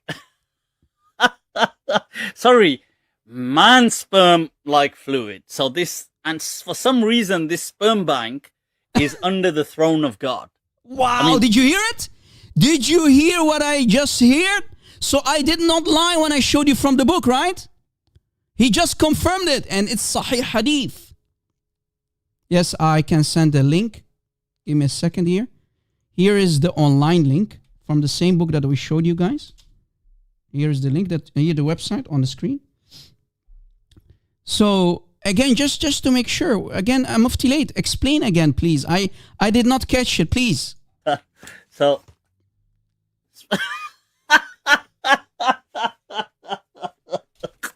oh यार ये blizzard हाँ यार ये क्या हो रहा है यार? What's this? What kind of games are? So Allah is going to send down a blizzard of sperm. Of sperm-like, sorry, man sperm-like fluid. So this, and for some reason, this sperm bank is under the throne of God. I mean, that's what this actually is saying. Look, and it mentions yumni, that it will come down as it will be ejaculated down onto. Do you see? Rob wasn't lying. What on earth is going on? Rob Seriously, did not lie. I mean, what on earth is going on here? Yeah. This is so preposterous. Honestly. This is embarrassing. This is a cult or a religion? Muslims. Is this a cult of sex? Even Allah's throne will leak semen? I mean, we now understand when Rob's question was right. So Allah will F Muhammad in his anus, and the throne, from underneath the throne, you will have semen leaking on mankind. Imagine if I was a Muslim, I would immediately buy at least 10 umbrellas for the whole family. I mean, if I have a big family, I have to buy a lot of umbrellas. And guys, this is Mufti Abu Layth. So he's a scholar, a Mufti, but he rejects certain hadith that do not, are not logic for him, even if they are sahih. He is a cherry-picking Muslim. That's what he is. This guy here in front of you, he doesn't like Sahih al-Bukhari specifically. He rejects it. He calls it a fabrication. But he still claims to be a Sunni Maliki Muslim, right? And he's a scholar. Look at all of these books. He's a Mufti. Do you see it? Mufti. Far from being illogical, this is completely Mr. logical. Holes so himself. all of these small issues of, how about this and how about that, it's not strong enough to reject the mutawatir ahadith Yeah, about don't reject Sahih Hadith like Mufti Abu Layth. This is Islam. the coming of Isa ibn Maryam. Man, honestly, So guys, literally the coming of the Islamic Isa, when Isa will come, so what is the context behind the whole story? Why are Muhammad and Allah going to leak semen from underneath their throne? Because Isa, the Islamic Jesus, will enter the world again. So when Jesus come back in Islam, so the Islamic Jesus, Allah's throne will leak semen. Out of excitement, Allah will start to F Muhammad in the anus, and then the semen will leak from underneath the throne. Literally. Then they say, why can you question this stuff? How can we not question? How can we not question it? I mean, there's bloody sperm blizzards that are happening, and we got to kind of watch out for, God knows, showers of sperm coming down, and there's got to be, I don't know, sperm banks up there under the throne of God. They bring a whole bunch of rational objections, right? That these reports don't make any sense. Why this? Why that? I mean, how does this stuff, seriously, how is this not questionable?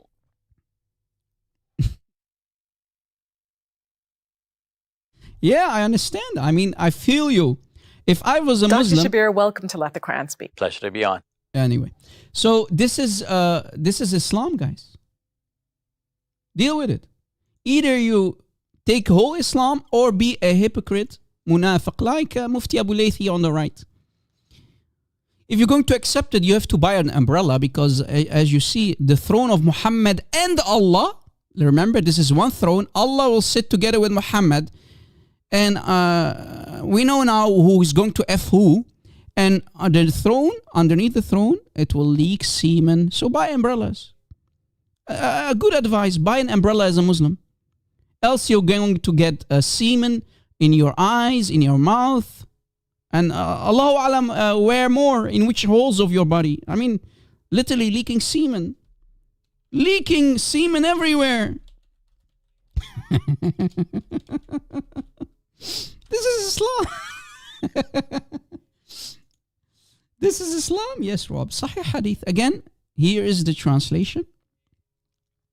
Translation of Al-Mustadrak ala Sahihain, volume 5, page 697. And I gave you the link, right, guys? Here's the link again. Hadith, Allah sends water from underneath the throne as the semen of men. That's what the Arabic says. And here's the book. Look, here's the book.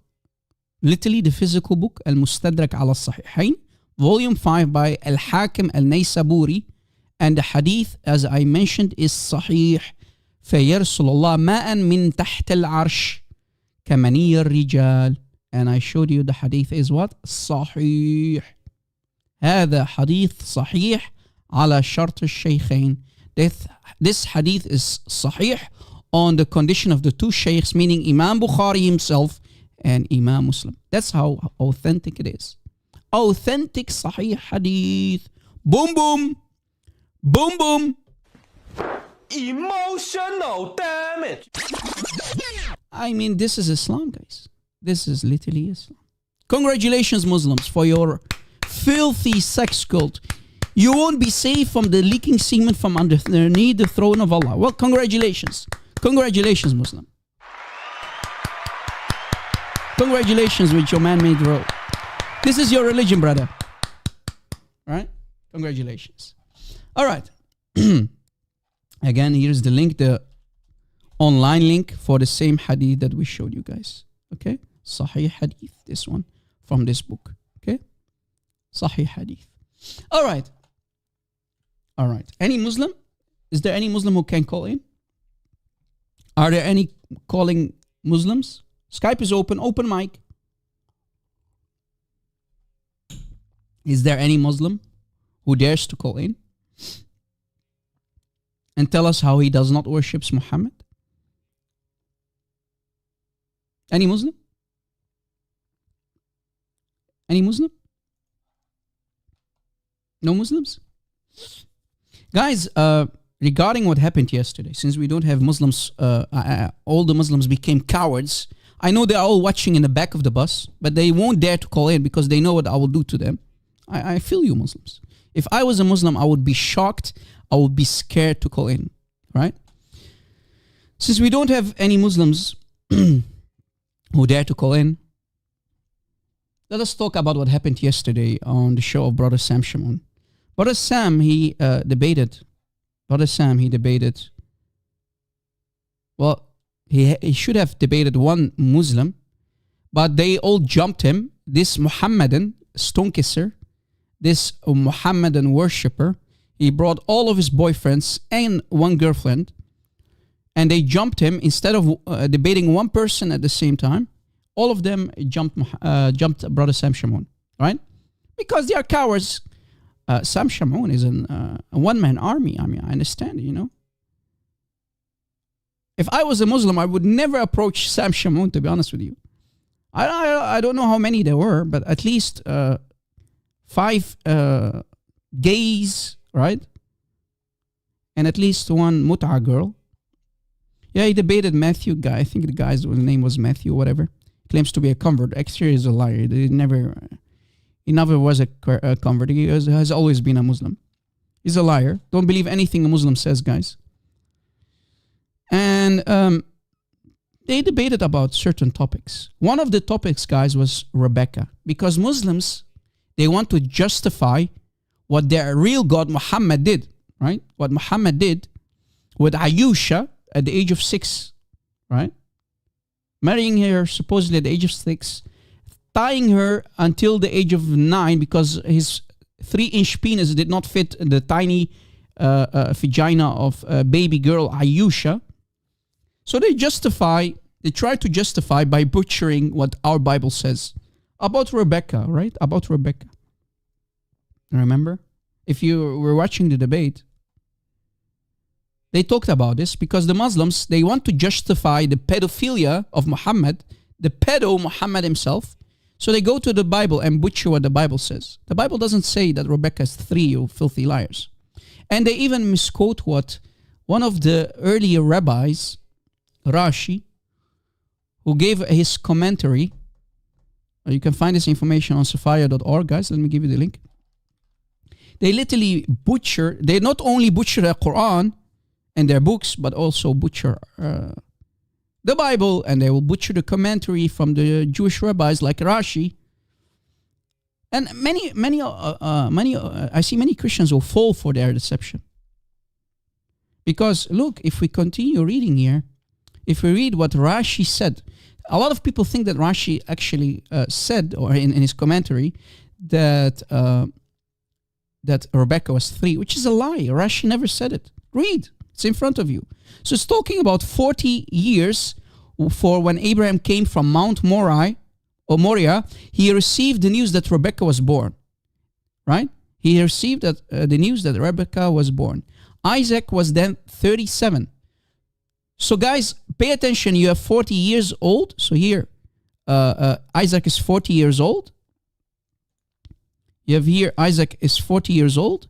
And if you continue, it says here that Isaac, when Sarah died, Isaac was 37. Do you see it? 37. 37. Since she was 90 years old when Isaac was born, and 127 when she died. So Sarah died at the age of 127. Right? Isaac was born when she was 90. And Sarah died when she was 127. Okay. All right. As it said in 23:1. Okay. And the life of Sarah was 127 years. Thus Isaac was then 37 years old. Pay attention, guys. So when Sarah, the wife of Abraham died, Isaac was 37 years old. Let's see if Rashi, in his commentary on Genesis 25:20, says that Rebecca was 3, or Muslims are always butchering what the text does not say. Right? They literally misquote Rashi, and a lot of Christians fall for their deception. Christians, when are you going to do your own homework instead allowing Muslims to deceive you? Look what it says. This is Rashi in front of you. At that period, Rebecca was born, and he waited until she was fit for marriage, 3 years, and then married her. You see it? So guys, what does the text say? What does the text truly say? The text truly says that when Isaac was 40, he married Rebecca, God forbid. So Rebecca, he waited 3 years. That's the context. So in other words, Isaac waited 3 years. That's what the text says. That's what Rashi says. He doesn't say, Rashi doesn't say that Rebecca was 3. Muslims literally butcher the text. All what Rashi is saying is that Isaac waited 3 years. So he was 40 when he married Rebecca. Do you see, guys, what Muslims do? They not only butcher our Bible, but they will even butcher what Imam Rashi, because they love to go to him. Let me call him Imam Rashi. What Imam Rashi said in his commentary for the verse. Genesis 25:20. Do you see it? So he waited 3 years. So the waiting period was 3 years. It's not talking about the age of Rebecca. Rebecca was a young woman. If you read carefully, Rebecca was a young woman, and when the servant of Abraham approached her, he came in with a herd of camels. So are you saying, Muslims, idiots who love to butcher everybody's scripture, including your own scripture, Muslims.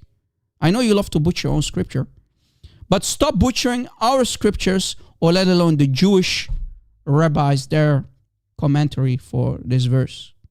So are you saying that 3-year-old Rebecca, if you claim that 3-year-old Rebecca, do you think a 3-year-old can feed a bunch of adult camels?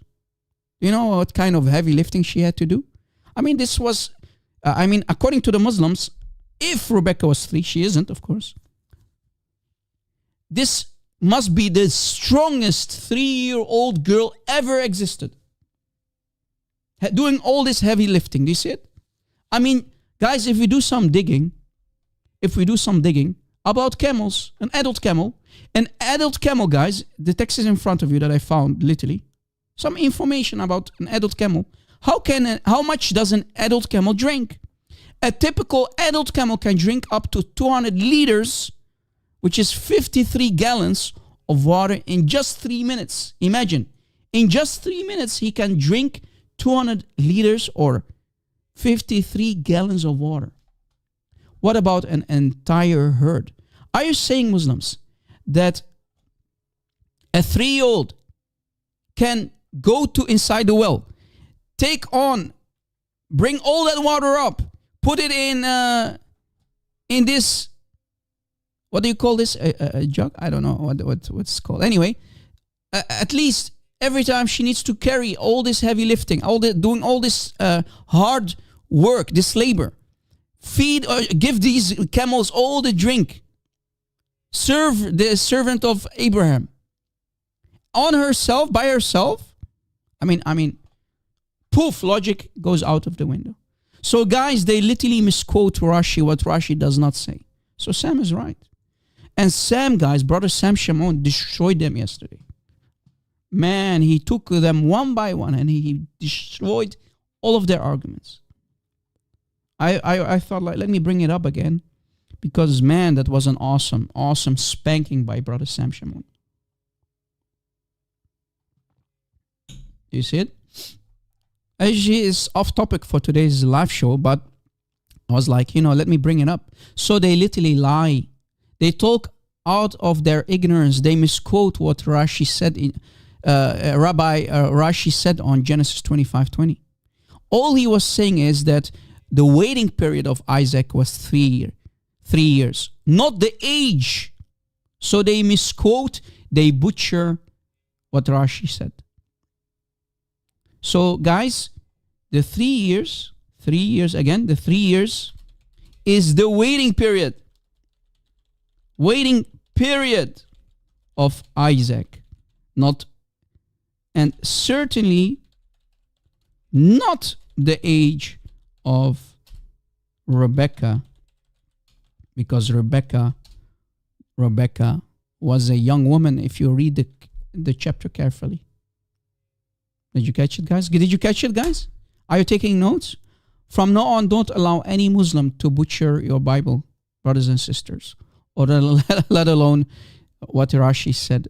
Forcing words in the mouth of Rashi, which Rashi never said. Right? And unfortunately, I see a lot of Christians falling for it. Hassan Said, go smooch the black stone, or maybe you can drink the semen of Allah when he will start leaking semen from underneath the throne. No time for kids. Go play somewhere else, dude.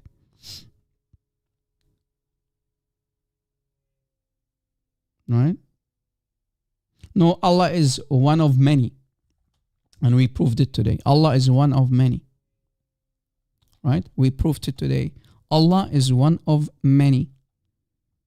Else you have to accept that Allah can make grammar mistakes. Allah does not know the difference between plural and singular. We showed you chapter 9, ayah 62, right, guys?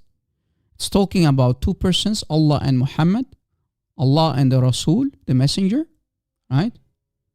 Starting with plural, and then for some reason, the ayah continues with singular, which is wrong, grammatically speaking. So Allah can make grammar mistakes in His Quran, doesn't know the difference between plural and single forms of words, or this is literally the unification of Allah and Muhammad, which is basically the meaning of Tawheed.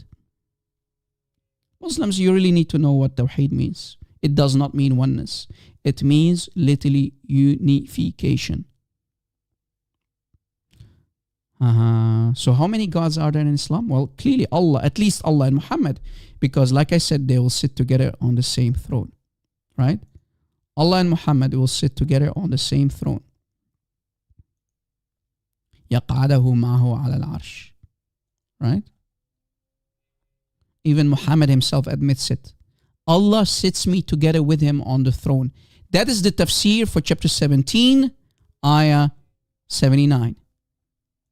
The high place that Muhammad will get, the Maqam and Mahmud. This is why, guys, Muslims always say, Sallallahu Alaihi Wasallam. Did you know that, guys? Why, question, why do Muslims, like parrots, always repeat, may Allah's prayers be on Muhammad? Why? Because they wish for Muhammad to take the seat of Allah. That's why they repeat it like parrots. Guys, please, for the love of God, take notes. Whenever you hear a Muslim after saying or mentioning the name of Muhammad, the real God of Islam, Sallallahu Alaihi Wasallam, Salli ala Rasul, Yalla Salli ala Rasul, Sallallahu Alaihi, Sallallahu. That's why they want to give him the throne. Their wishes for Muhammad to get the throne. Did you catch it? That's why they're saying it. Hello?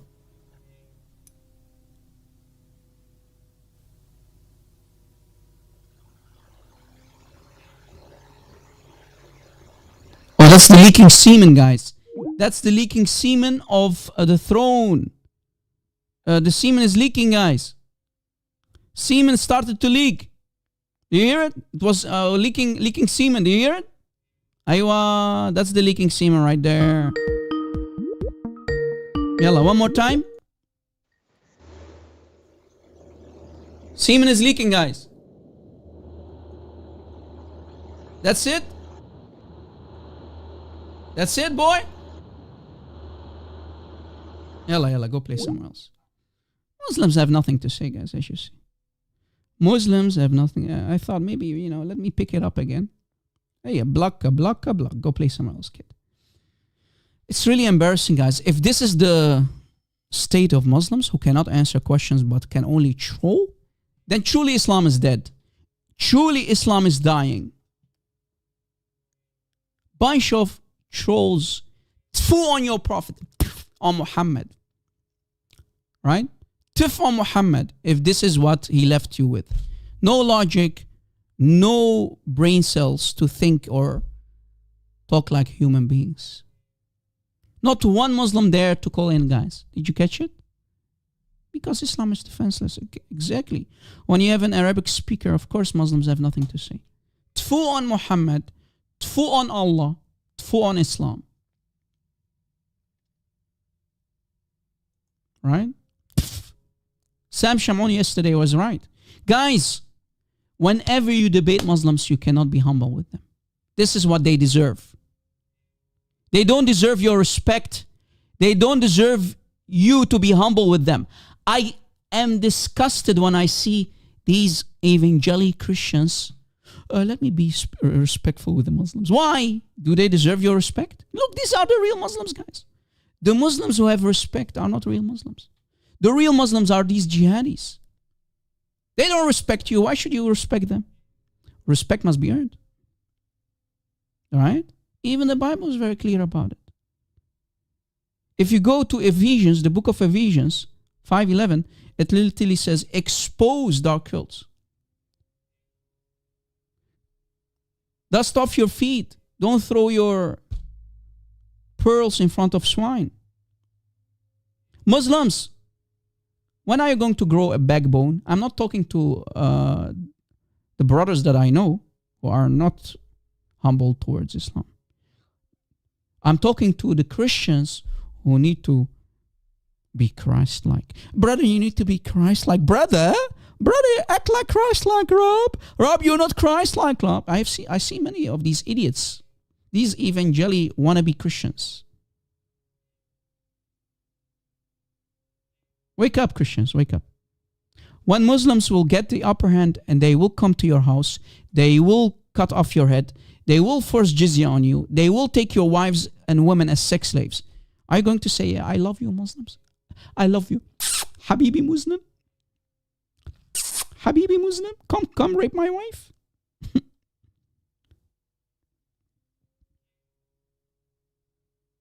Look what they're doing in Pakistan, guys. That's what they will do to your houses, your churches.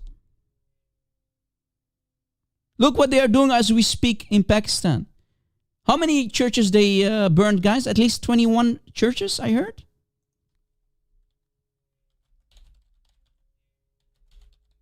Let's see.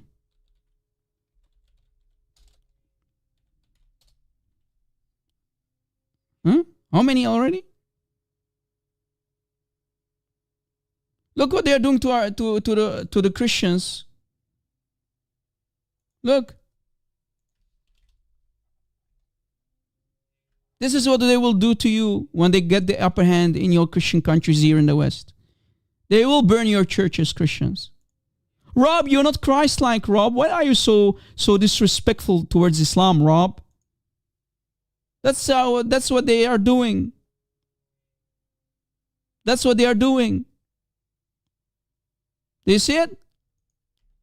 Here's more. Look what is happening as we speak in Pakistan. Look. Look, guys. 8 churches vandalized. And the number is growing. Do you see it? Pray for our brothers and sisters. Look what they're doing to the cross, guys. Look. Because they are antichrist. Muslims are literally antichrist.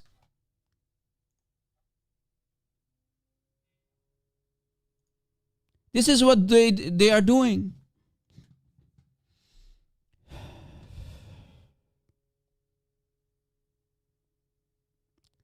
I mean, Christians, really? Guys, please pray for all the warriors. Pray for all the Christians on this planet. The Christians in countries like Pakistan are suffering under the hands of Muslims. Pray for our brothers and sisters in Indonesia. Egypt, don't forget about Egypt. Every day they kidnap Christian girls, force them to convert and rape them. This is what Islam is, guys. True face of Islam when they are in power. Islam is the cult of Satan. Islam makes Satanism look cute. Somalia, all the countries, guys, all the countries. All of them. All the Christian countries. All the Christians in the Middle East, Asia, small Asia, whatever you want to call it. Africa.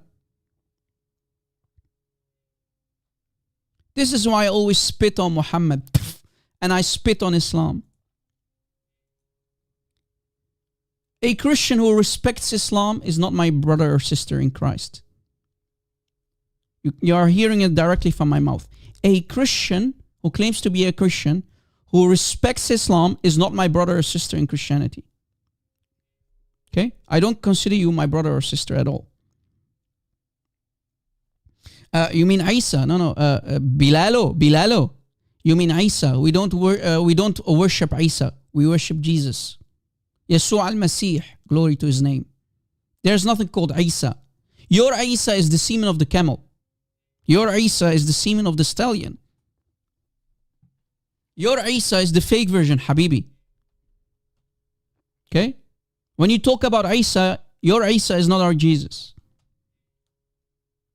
Okay? Your Isa is a failure. He didn't even finish his mission. He needed the help of Allah to deceive everybody, right? As quoted in the Quran. وَمَكَرُوا وَمَكَرَ اللَّهُ وَاللَّهُ خَيْرُ الْمَاكِرِينَ. Look, guys, if we go to Ibn Kathir for the ayah, last time I showed it. Look, Ibn Kathir, chapter 3.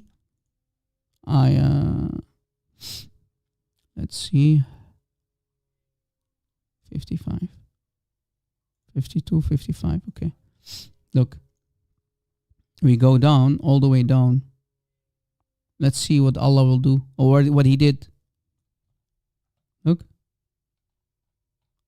Let's see. Here. Allah deceived. What? Allah deceived? Allah's the deceiver?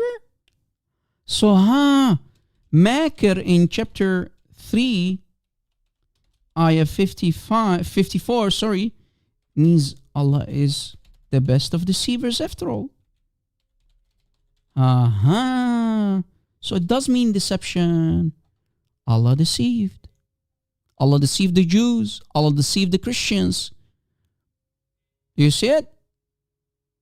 Allah turns out to be a deceiver according to Ibn Kathir. This is Ibn Kathir. I have nothing to do with it.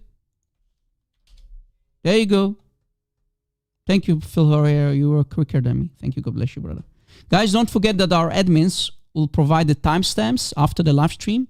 And Brother Phil will also provide the necessary links that we used during today's live stream.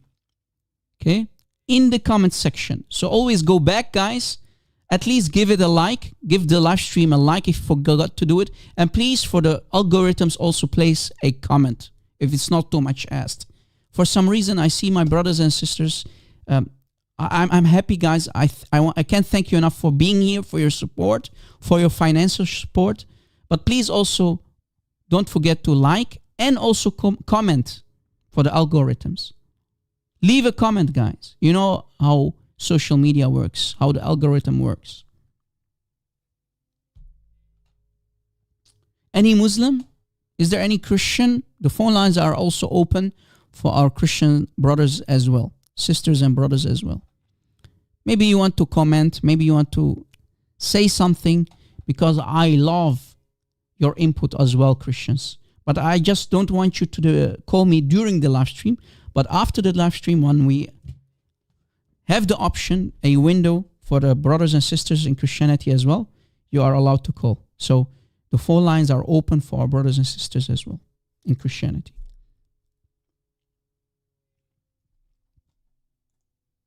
Any Muslim, any Christian? Phone lines are open, guys.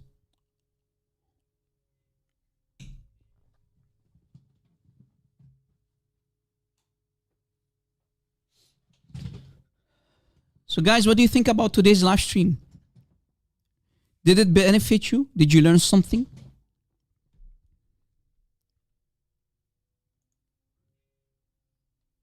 Should we continue like this, or should I change my style of live streaming? I'm always interested in your opinion, you know. Unlike Muhammad, I like critique. So if you want to share something, maybe that will improve our live streaming, please do so. I have a thick skin. I can handle critique. Unlike Muhammad and Islam. I won't chop off your head like the Muslims. I will not crucify you and chop your hands and feet on opposite sides like the Quran says. Right? In chapter 5, let's see, chapter 5. What was it again? Chapter 5, Surah Al-Ma'idah, which is, by the way, one of the last chapters of the Quran in chronological order, right, guys?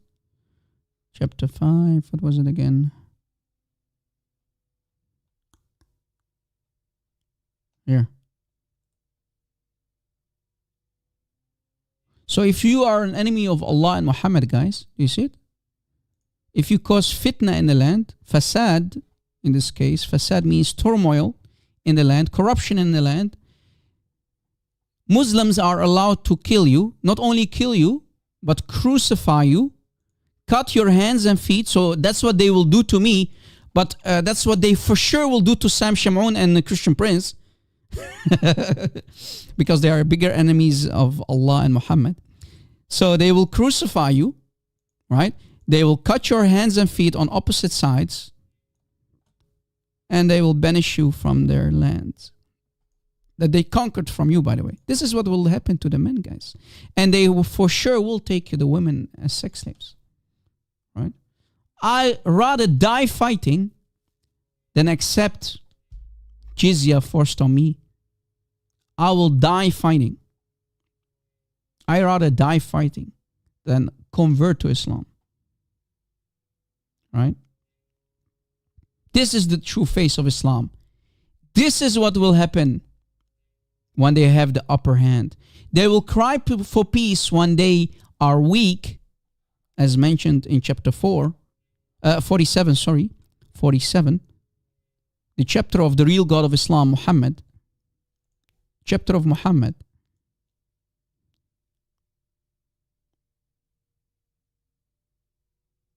So when you confront the disbelievers, strike at their necks until when you have slain them in plenty. Tie them up firmly. You see, this is the beauty of Islam, brother.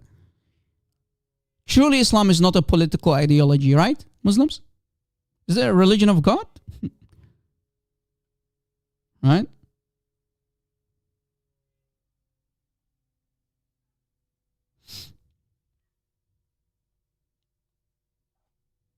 Right, Muslims? This is the true face of Islam.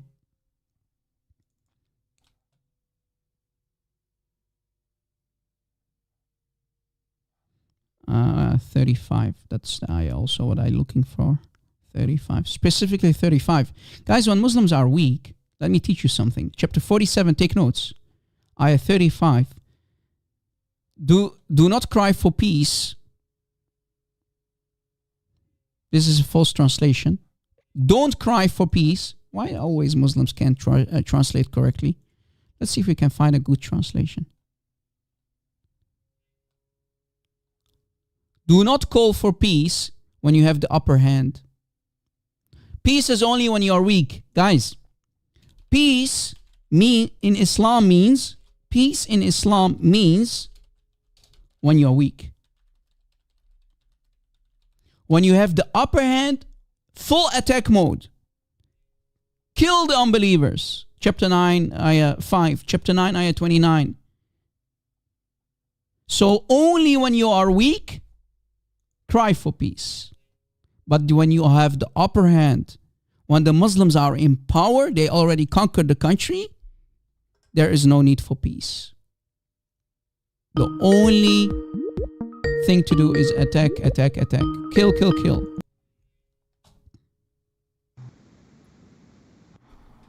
Hello? Hey. Yeah, hello?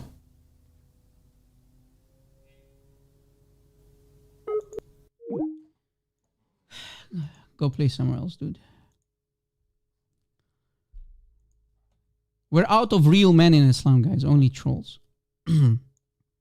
As you noticed. There are no real men left in Islam. Only women.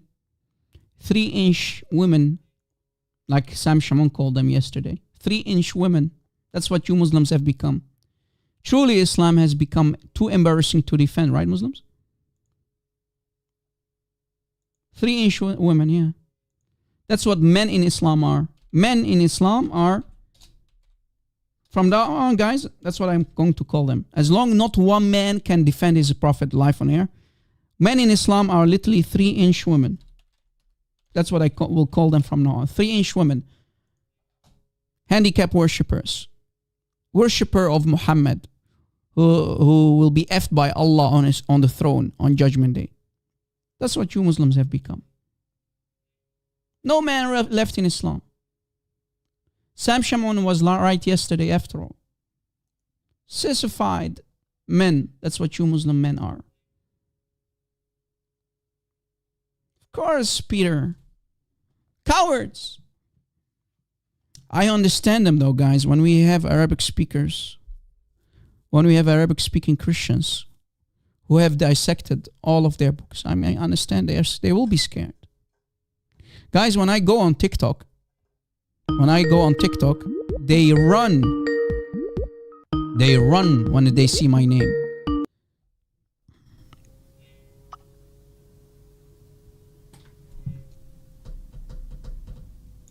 want to talk? Hello, Yeah, hello. Rob. Am I heard? Yes. Can you introduce yourself, my friend? Yes, I am Igo Caliente. Mm-hmm. I am Christian. You're a not Christian. Okay, welcome. Go ahead. Muslim. Yes. I wish to tell to anyone a happy anniversary for the dormition of our Holy Theotokos of the Amen. 15th of August. Mm-hmm. I live in Greece, in Thessalonica, the Beautiful. city from where Apostle Paul sent the epistles Wow. to the inhabitants of the city. Beautiful. Actually, I live 1 kilometer from the ancient Jewish synagogue where Apostle Paul visited to preach the gospel. Wow. Because we know that Apostle Paul, when visited a new city, he always went to the Jewish synagogue, because there it was the people he could preach the gospel to the Jews. Now, 2 days after the anniversary of the dormition of Theotokos, the Greek state channel of television broadcast a documentary with the Muslims going to Mecca and make the Hajj. Yes. And how it was difficult for them, and how the crowds were very big crowds, and this and that, and okay. Yeah. I didn't like this documentary, and I called the station, the TV station, and I said to give me someone who is in charge of the program to make my remarks. And one woman answered me. I said my name, not Igo Caliente, my real name. Yeah. And she also introduced herself to me. By her name, I understood that she is from the Greeks who came to Greece as refugees after the Ottoman genocide of the Black Sea region. Because these people have special family names, and I can understand. In any case, I told her, why are you giving us this documentary with the Muslims 2 days after the dormition of Holy Mother? Yeah. She said, it's a general documentary and this and that. Lefties, bro. Yes, Lefties, yeah. But she is from the genocide Greek, from the Black Sea. Yeah. I told her some things about the Quran and about the Muhammad, as you teach us, also Christian Prince and the other people. And she told me, yes, but we also initiate the crusaders against them. She made me so nervous. Yeah, I And understand. in that instant, the Holy Spirit gave me inspiration. And I want all the audience and you to use this argument in the future if a Muslim tells you, you Christians attack us with the crusaders. I told her, my dear lady,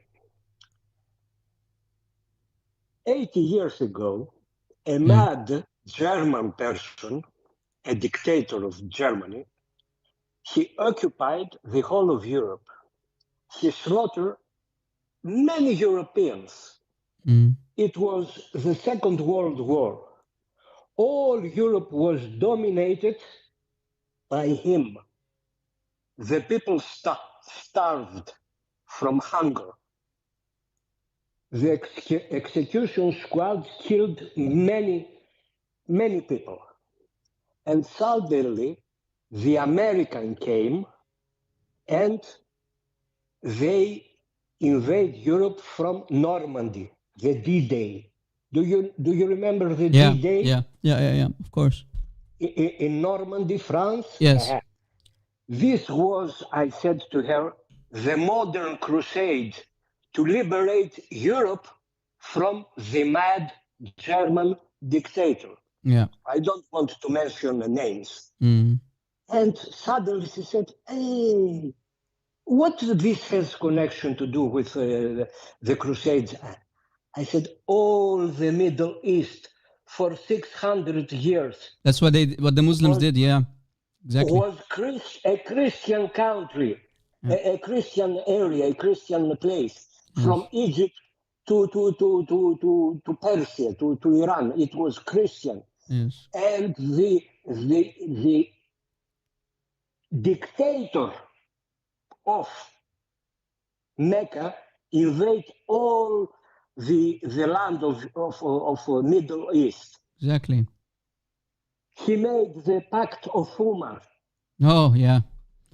The Pact of Omar that Muslims love to lie about and misquote. Yeah. To humiliate them. Yeah. You are not going to be dressed like Muslims. You are not going to have waist. Your church is fixed. You don't. Yeah, many things. You Yeah. cannot have your churches fixed. You cannot sound your bells. Yeah. You will let any Muslim inside your houses and all of this. Yeah. And then And use the church as a hotel for them. Yeah. as hotels, yes, stables, whatever. And then they came, the Crusaders, to liberate these lands, as the Americans came to Europe to liberate Europe. Do you understand, my dear lady? An ancestor of the Greeks who came as refugees from the Black Sea to Greece. Mm. And speaking of this, and I will finish with this remark. To finish, speaking of this German dictator, he wrote a book. This German dictator, we all hate so much for the atrocities he made to the Christian, to the Jews in the concentration camps, all this. He wrote a book. This book is prohibited today in many countries because of the hate, because he says that his race is the first race of the world, the white race, and the Jews and the gypsies and the homosexuals and everybody else must be eliminated. Brother, let me say something, because you talked about Nazi Germany and what the I didn't mention brother Muhammad, the Mohammedans were teaching. If this book, brother, but just a second, brother. Did you know that the Mohammedans were teaching the Nazis how to get rid of the Jews? Literally, if you do some digging, the Nazis were learning from the Muslims how to get rid of the Jews. I don't want to mention his name because it is hated by me. Yeah. This man, he was a student of Muhammad. I know that, Rob. You don't have to tell me. I live on history. Now, if this book is so much hated, and rightfully, by all of us, what is the difference of this book with the Quran? Yes. Christians and Jews are the lowest creatures. Beat your wives. Women have half the brain. Attack them and kill them until they submit, or they pay the jizya tax. The man himself, he was crazy, possessed by Satan, dressed in women clothes, wearing makeup, kissing young boys in the tongue, having visitors who kissed his belly. Yeah. His own companions accused him of stealing. Oh, yeah. Stealing a red velvet, yeah. underwear. Yeah. And he invented how to tell a verse saying that, a prophet cannot steal. But even the Sahaba admitted that it was Muhammad who stole their red underwear. Yes. Yeah. Why Allah didn't send a verse to say who was the guilty of the theft of the underwear? Yeah. Exactly. So, I give you two arguments for your future conversations Mhm. with Muslims or left Christians who don't know the history. The first is when they say the Crusaders attack the Holy Lands, tell them that the Crusaders went there and liberated the Holy Lands, and they rebuilt the Church of the Holy Sepulchre, which was destroyed by the Muslims. Today's Church of the Holy Sepulchre, with the tomb of our beloved Jesus Christ, is work of the Crusaders. Mhm. And they went there exactly as the Americans came to Normandy, France, to liberate Europe. One argument. Second argument, if they went crazy, the Muslims, because in Denmark and in Sweden, some people burn the Quran, tell them that this book they burn is the same book with the same teachings of the German dictator. And if the book of the German dictator deserves to be burned, also it deserves to be burned, the Quran. God bless you, my brother. Thank you for your You call, read me brother. with- God bless you. Any last words before we let you go, brother? Any last words? No, I conclude my saying. If All right, someone brother. or Thank you for your you call. have something to ask, Mhm. yes. Thank you, brother. A God lot bless you. of Thank you love for your call. for Jesus. All right. Amen. Have a Amen. God nice bless day. you, brother. God bless you. All right. That was brother Ego. Any other calls, guys? Any other callers?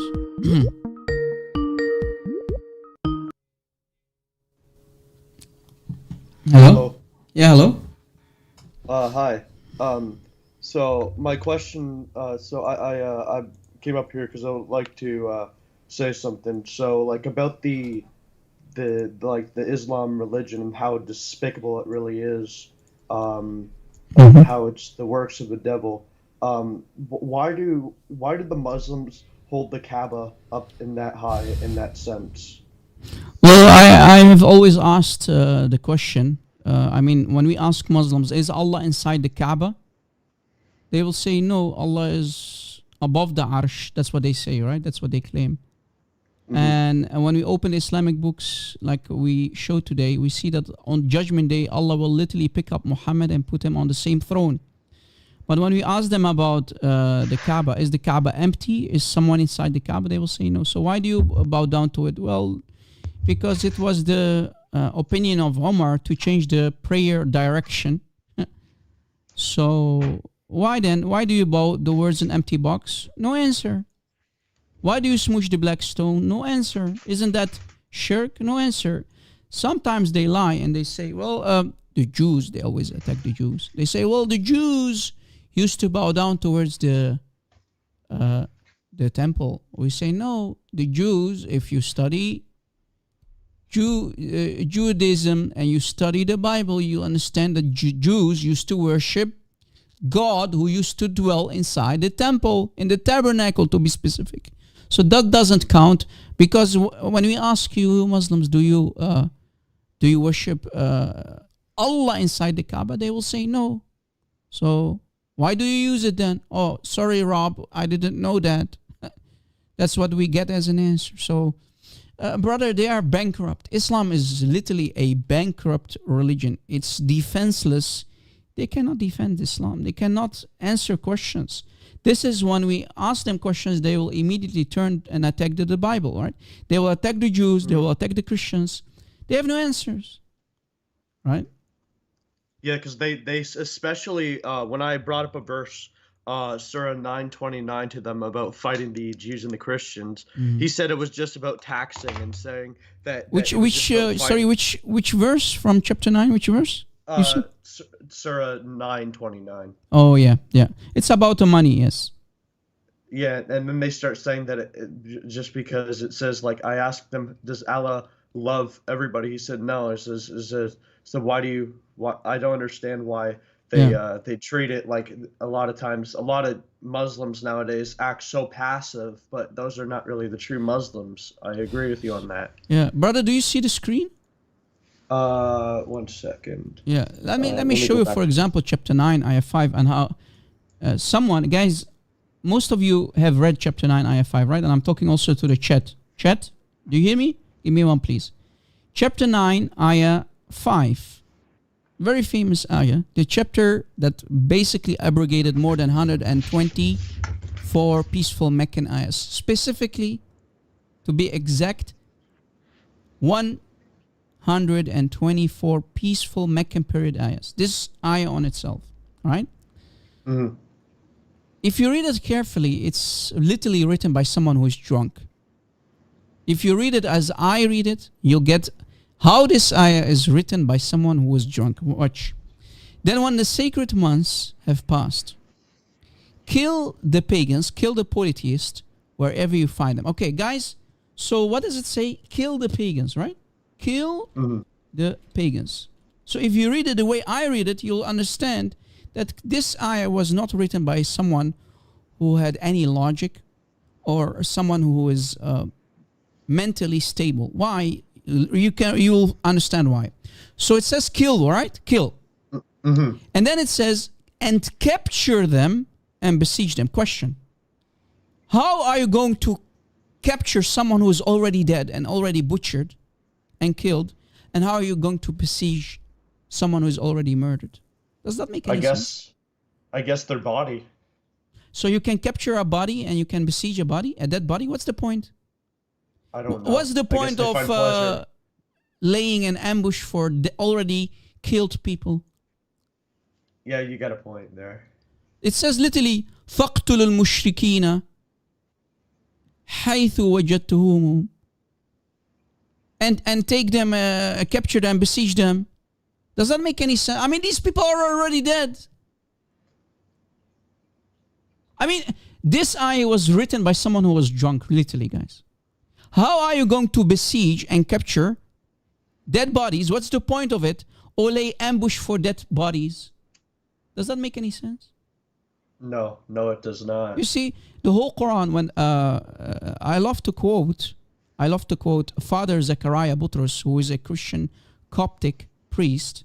He always says, a drunkard wrote the Quran. I mean, try to convince me that this ayah is not written by a drunkard, a stupid, foolish man. If Muslims claim this is Allah, then Allah is literally stupid. How are you going to lay ambush to people who are already dead and killed by Muslim hands? How are you going to capture dead bodies and besiege dead bodies, ambush dead bodies? I mean, you already killed them, Muslims. Guys, do you see how important it is to read every verse in context, every verse word for word? And you will understand that this Quran cannot be from God. Agreed. You see it? Yeah, I see how absurd that is, unless they believe in zombies or something. Yeah. Of course, they have to believe in zombies because Yajuj and Majuj are zombies according to Dr. Yasser Qadi. The Yajuj and Majuj will pierce the iron gate or iron wall that Alexander the Great has built. They are like zombies. You know, some Muslims really believe that they are zombies. So yeah, they do believe in zombies. Yeah, but this is crazy. of a religion. I don't understand how people can just wake up every single day saying to themselves, the religion is 100% true when it's legit straight up paganism, and then they accuse us of being pagans. Yeah. I mean, even if the one only ayah, guys, the only one ayah that supposedly talks about the crucifixion of Jesus, it literally says that the Jews did not kill Isa, right? Look, if we go to it, I mean, the whole Quran is written by an idiot. I'm not joking, guys. Look, if we go to the one and only ayah, look, one and only ayah that's supposedly talking about the crucifixion, right? Mm-hmm. Look, it literally says the following. It's talking about the Jews, right? And for their saying, who? The Jews. We have killed the Messiah. Question, brother. In the whole history of Jews, would any Jew dare to say, we have killed the Messiah? No. Why no? Because I think number one, the Christians and the followers of Christ would have been mad. I do believe. No, Jews are still waiting for the Messiah, brother. It would be blasphemy coming from Jews saying we have killed the Messiah. So in other words, point number one, Jews would never dare to say we Jews have killed the Messiah. That would be no Jew would utter such words. So that's already problematic. Here again, the ayah is written by an idiot. This cannot be caught. Sorry. Yes. That's number one. Point number two. They did not kill him, nor did they crucify him. Question. The Romans, if we look at the Roman punishment system in the very first century, right? In the time of Jesus and the Romans and the Jews, when they used to crucify people, did they kill them first, then crucify them? No, they crucified them. And they died out of misery and because they are being tortured and suffocation, right? Yes. So the ayah doesn't make any sense. Look, read it carefully, Christians. وَمَا قَتَلُوهُ, they did not kill him, nor did they crucify him. وَمَا صَلَبُوهُ. So the writer of the Quran must have been drunk, not knowing that the Romans never killed people first, then step number two, kill them. It should have been the other way around. Nor did they crucify him, nor did they kill him. Then I would have no issue against the Quran. So point number two, failure again. I mean, the whole ayah doesn't make any sense, brother.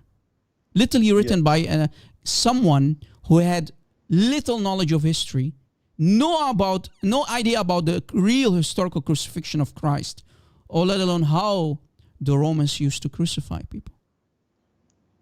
Maybe Satan whispered in his ear. Yeah. Maybe Satan whispered in his ear, just like Satan choked him in the caves, saying, "Read." I mean, this is a disaster. Yet they want to say 600 years after the crucial historical crucifixion, some guy came in the shape of Muhammad, if Muslims want to convince that. 600 years later, we should listen to this idiot and his Quran? No. So there you go. 100% we should not. I mean, they're following a crazy lunatic who did horrendous things, and then the Muslims that sometimes I chat with are basically Quran-only Muslims, and they deny the Hadith 100% because they know what is happening in the Hadith as well. Brother, but we know where this information came from. This is literally what the church fathers in the 2nd century, 3rd century, like the church father Ignatius, the famous Ignatius, the church father Ignatius. He was among the many church fathers who used to attack these agnostic writings, because these agnostic thinking used to circle right around the Mediterranean Sea. And Muhammad had access to these books. He must have heard about these heresies that the church fathers were exposing, right? The second treatise of the Great Set and Docetism, very renowned heresies. And since Muhammad had access as a merchant working under Khadija, He must have heard this. People used to come and trade with him as a merchant, and he implemented in the Quran. Nothing new, brother. All of Can you these show me that ideas. verse? Can you show me the verse where he trades? I would just like to understand Brother, a little Muhammad bit himself, look, Muhammad himself admitted that he used to receive many books, right? Mm-hmm. Muhammad, let's see if we can find something. Muhammad,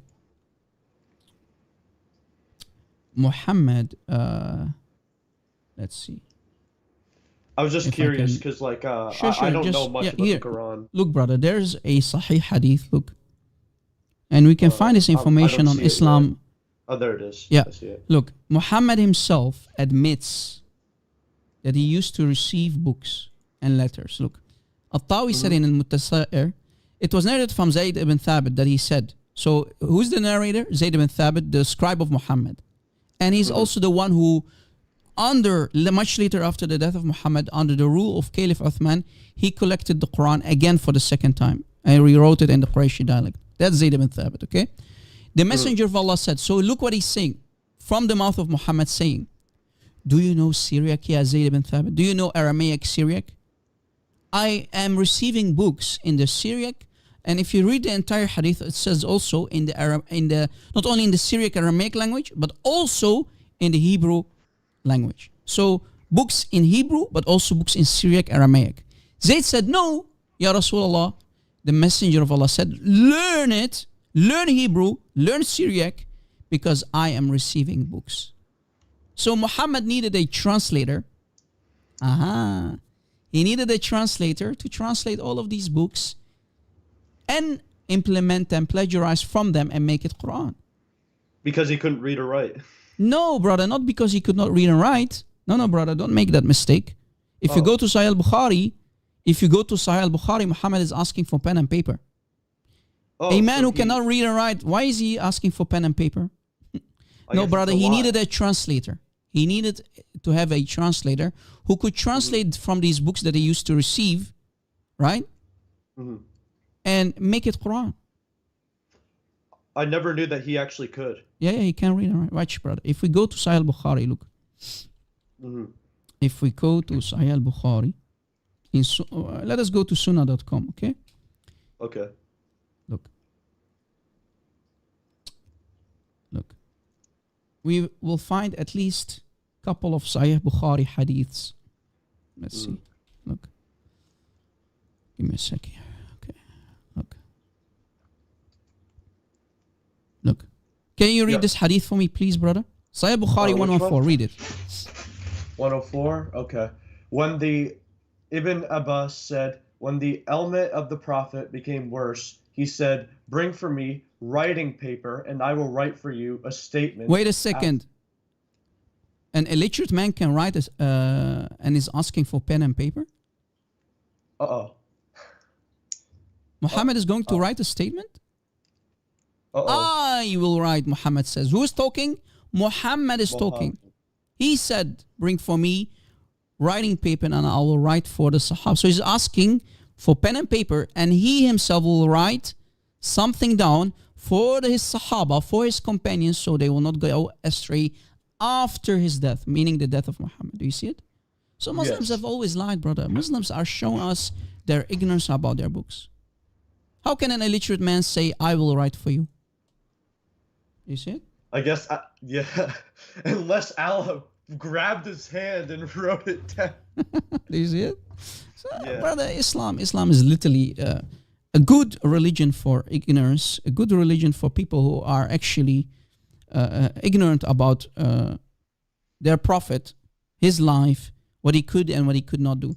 Muslims literally fabricated a lie about their prophet, I mean their real God, because today we prove that Muhammad is a God as well, not only Allah. And we prove what the real meaning of Tawheed is. Yeah. So they have their own Trinity, right? They have their own many quadrility, trinity, call it whatever you are, because every time we find something, we add it on top of the unification. We have the black stone, we have the Kaaba itself, we have the Quran, we have that is eternal, uncreated. We have Muhammad and Allah sitting on the same throne. So what's left? And we have the throne, and on Judgment Day, the throne will leak semen, brother. The throne itself will leak semen. Yes. That's insane. Look. That Read it. Can you read it, please, brother? Yes, okay. Allah sends water from under the throne as the semen of men. There you go. That So is if I was a insane. Muslim, I would immediately buy an umbrella because Allah's throne will leak semen on Judgment Day. Yeah, they're gonna need I mean, giant what is this umbrellas for religion, that. bro? paganism. Yeah. Because they want sexual pleasure in their version of heaven, where you get to deflower woman all day long. It's all about sex and semen, yes, brother. Yes, it is. It really is. And not only that, I mean, even Allah Himself will take the virginity of Muhammad all over again, because Allah and Muhammad. Look, if we go back, So Muhammad's gay? Allah will do gay things to Muhammad. Yes, look. Wow. Look at for the explanation of chapter 17, brother, ayah 79, the high position that Muhammad will get, the position of praise and worship, is literally the throne of Allah. Allah will give the throne to Muhammad. So Allah and Muhammad will share the same throne. Look, يَقْعَدَنِي مَعَهُ عَلَى الْعَرْشِ. So Muhammad says, Allah will sit me together with him on the same throne. And then because of that, when Isa will come, Allah will do disgusting things to Muhammad, and then the throne will leak semen literally. That's Islam, that bro. is disgusting. Yes. That is disgusting. This is paganism. It's like about pleasure, sex, everything. Yes, yes, Rape, child predators, everything. Yes. That's what it is. Brother, I'm getting tired. Thank you for your call. I really need to wrap things up. Any last words before we let you go, dear brother? Yes, I would just like to say thank you so much for this conversation and helping me learn more about the Islam lies. After this, I think I'm going to download the clips, that way I can just pull it up. Use them, brother. Download them, use them. My material are yours. And this is for everybody, guys. Please use my videos. Download our videos. Make short video clips. Re-upload them on your channels and social media. Guys, please. We're here to serve, but please use our material. Please. Thank you, brother. God bless you. Thank you for your awesome call. God bless. See God ya, bless man. you. Thank you for your call. All right. That was Brother Luke. Brother Luke, thank you for your call. Guys, I think it's good to wrap things up. I'm literally... I'm done. I'm done for today. I hope you benefited from today's live stream. God bless you. Admins, thank you so much for your hard work. Thank you for being here, brothers and sisters. Muslims, please wake up. Stop worshipping Muhammad. You can claim that you don't worship Muhammad, but on today's live stream, we proved that you truly do love to worship Muhammad. Your books are showing us that you do worship Muhammad. You can deny it. You can deny it. But your books speaks other words. Drop Muhammad and come back home, Muslims. Come back home to the real God, Jesus Christ. Glory to his name. Muhammad is dead. There is no point in worshipping Muhammad. Drop him, because every knee will bow, every tongue will confess that Jesus is Lord. Muhammad is nothing but a fake God. Muhammad is the fake God. He is already dead. But we know, even in Islam, Jesus is alive. He is now, as we speak, according to Islam, together with Allah outside of creation. Please come back home. Thanks for watching, guys. Go with the peace of Christ. May the real living God, Jesus Christ, bless you. Keep you safe, brothers and sisters. Muslims, I love you. We do not hate you, but we want to wake you up. Thanks for watching, guys. See you very soon again on our next live stream. God bless.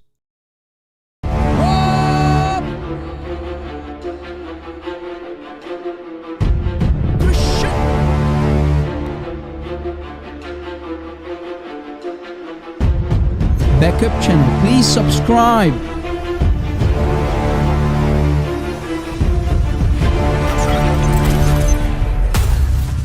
Did you subscribe, guys?